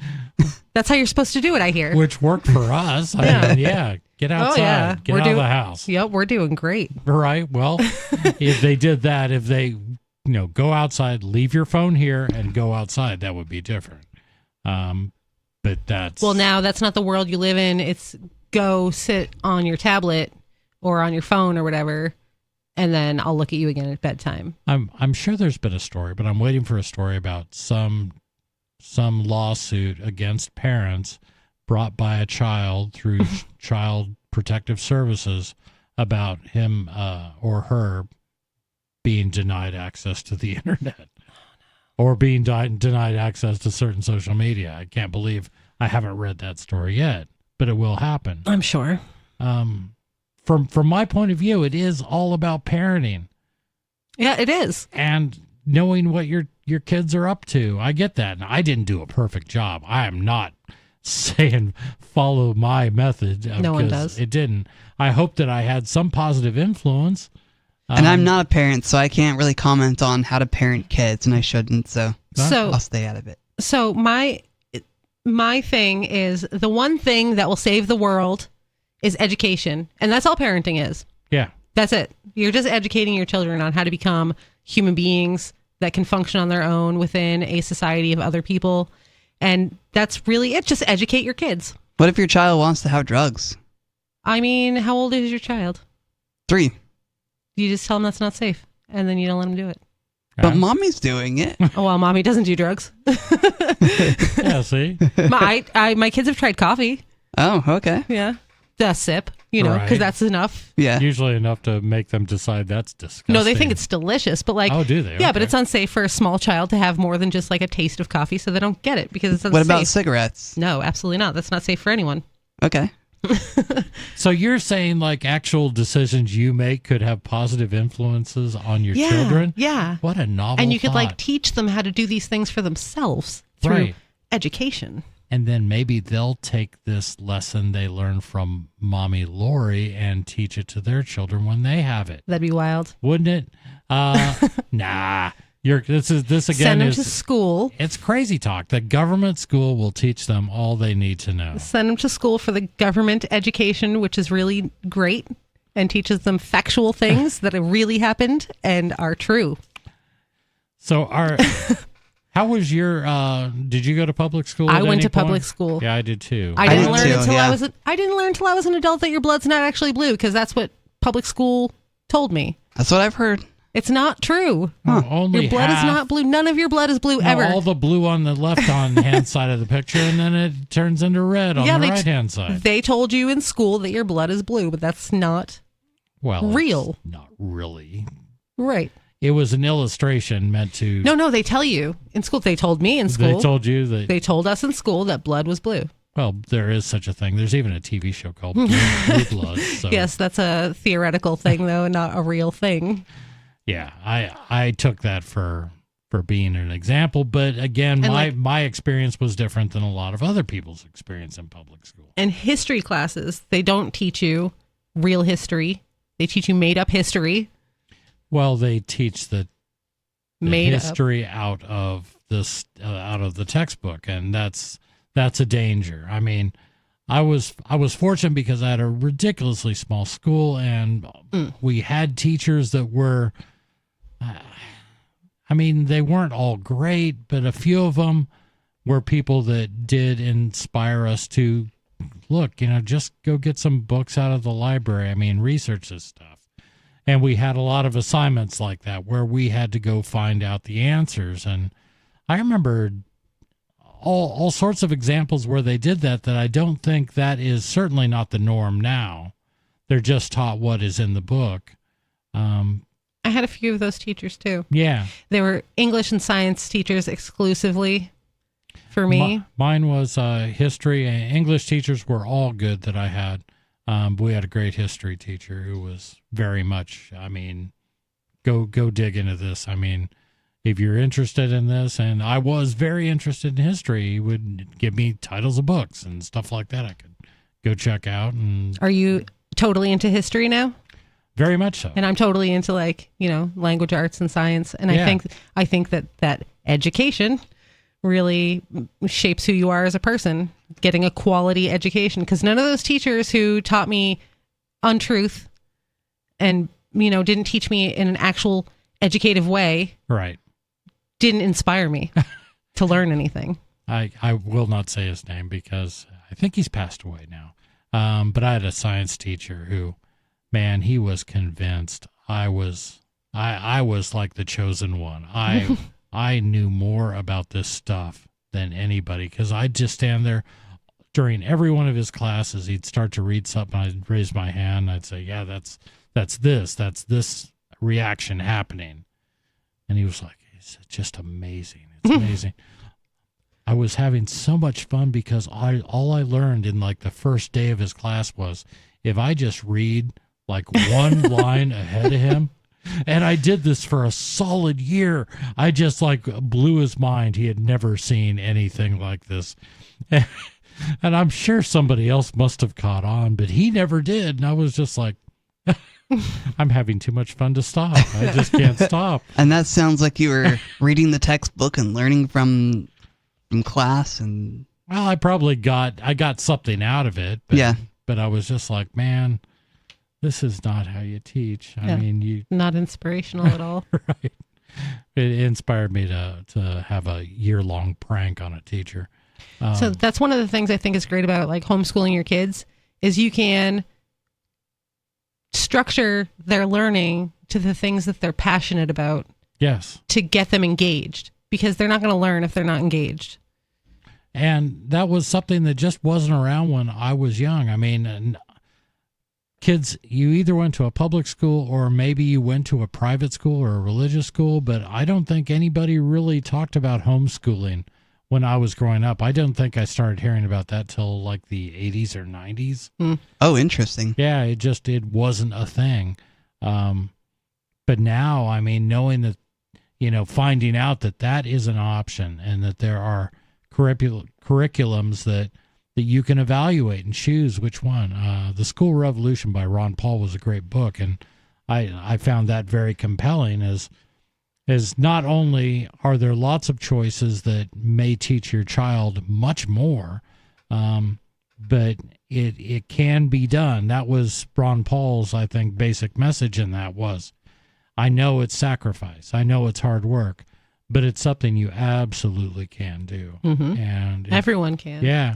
A lot of people are, they are not sure of their own abilities. Sure. And their own knowledge. And they think that makes it so that they can't teach their kids. But what's stopping you from learning right alongside of them? Exactly. And if you're doing homeschooling to someone in the second grade level, starting off with your homeschooling, tell me you can't pick up. I would hope. I would hope, and I think more people would than we can imagine. But they need that. I think that nudge, or at least to understand that there's resources out there that they could take advantage of and take that back to their family, Mm-hmm. to their children. We should never stop learning. We should always try and educate ourselves. That's true. But if I had to say who I learned the most from and who pushed my passions the most, it was my parents. My father was very into music, so I grew up, crazy into music and playing all kinds of things that interested me and trying every instrument until I found what I really liked. My mother was a voracious reader, and that stuck with me. And if you have somebody who is teaching you that, then I think the world's your oyster. If you understand that you can get knowledge out of these books, and it can be on any subject you want, if you get that instilled in you at a young age, then that's a lifelong lesson that will just continue to pay off. My parents also influenced me the most, but in the opposite direction by being neglectful, absent parents. Oh. And so I'd go to the library and just sit there and read. Right. Like all day after school, I'd just sit there at the library and read was better books than and books and books. Being at home. Yeah, because nobody was there and there was nothing to do, and they never checked me. I never did my homework in school or anything like that. I got terrible grades. I knew all the information, got great test scores, but terrible grades because I didn't do any work. And I just spend all my time there reading things that I actually cared about. Right. Yeah, and that can be a unfortunate but positive side effect of. I don't think it usually works out that way. I don't think so either. I had a boring town, and I'm kind of like a introverted person, and so I didn't. I'm just a kid. What am I going to go do? Right. And well, I would have. I think my mom did. If we went anywhere, somewhere on that trip would always be a bookstore, or go to a library. Mm-hmm. Because other towns had a bigger library. Our library was like not much bigger than, certainly smaller than this home that we're in right now. Yeah. Certainly smaller than the studios of Free Talk Live. It was tiny, but it was something. At least we had that, and of course schools have libraries, and if we got to travel and go to a bigger library, that was a big deal. The one place in Oregon that I love is Powell Books. Have you ever heard of this? No. Powell Books is the world's largest, I think still, the world's largest bookstore. Oh, cool. It's literally a city block. Oh, nice. And I think it's 4 or 5 stories high. That's insane. Yeah. That's going to be a good place for a book lover. I just get lost in there and just live there in the shelves. It was such a treat. I mean, you go in and it's like, man, what subject do you want? And you just see like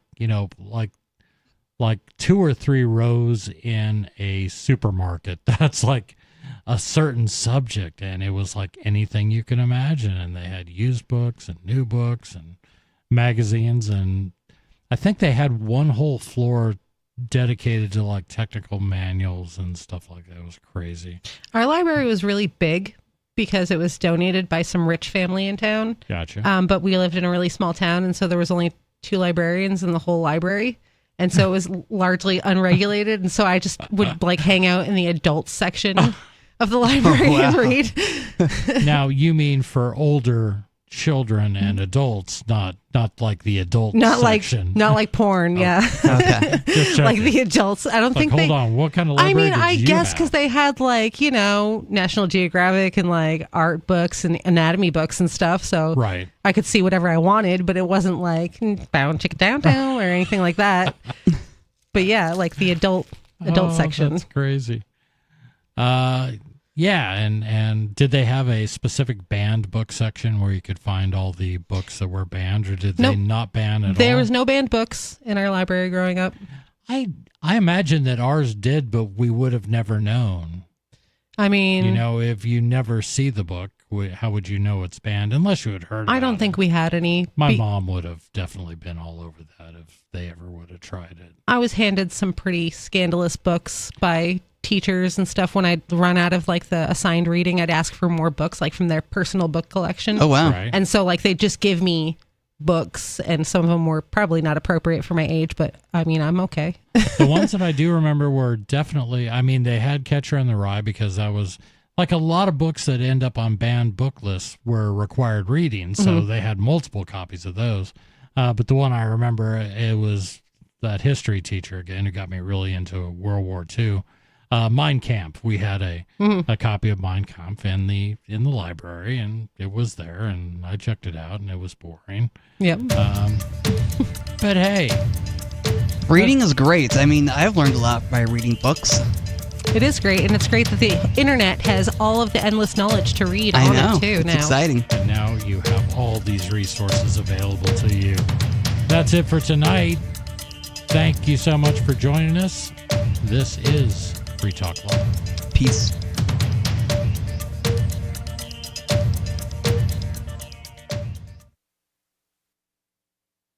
Free Talk Live. It hasn't been unheard of for the police to insert an instigator. These are things they do, believe it or not. They'll have a plainclothes officer go into the protest and act as though he's one of the protesters, and then the plainclothes officer will start something with another one of the police. Oh, come on. This sounds like a conspiracy theory now. This is not a conspiracy theory. These are confirmed occurrences. Let's give the cops a benefit of the doubt and say it really was some instigator starting stuff with the cops. Does that mean that it's appropriate to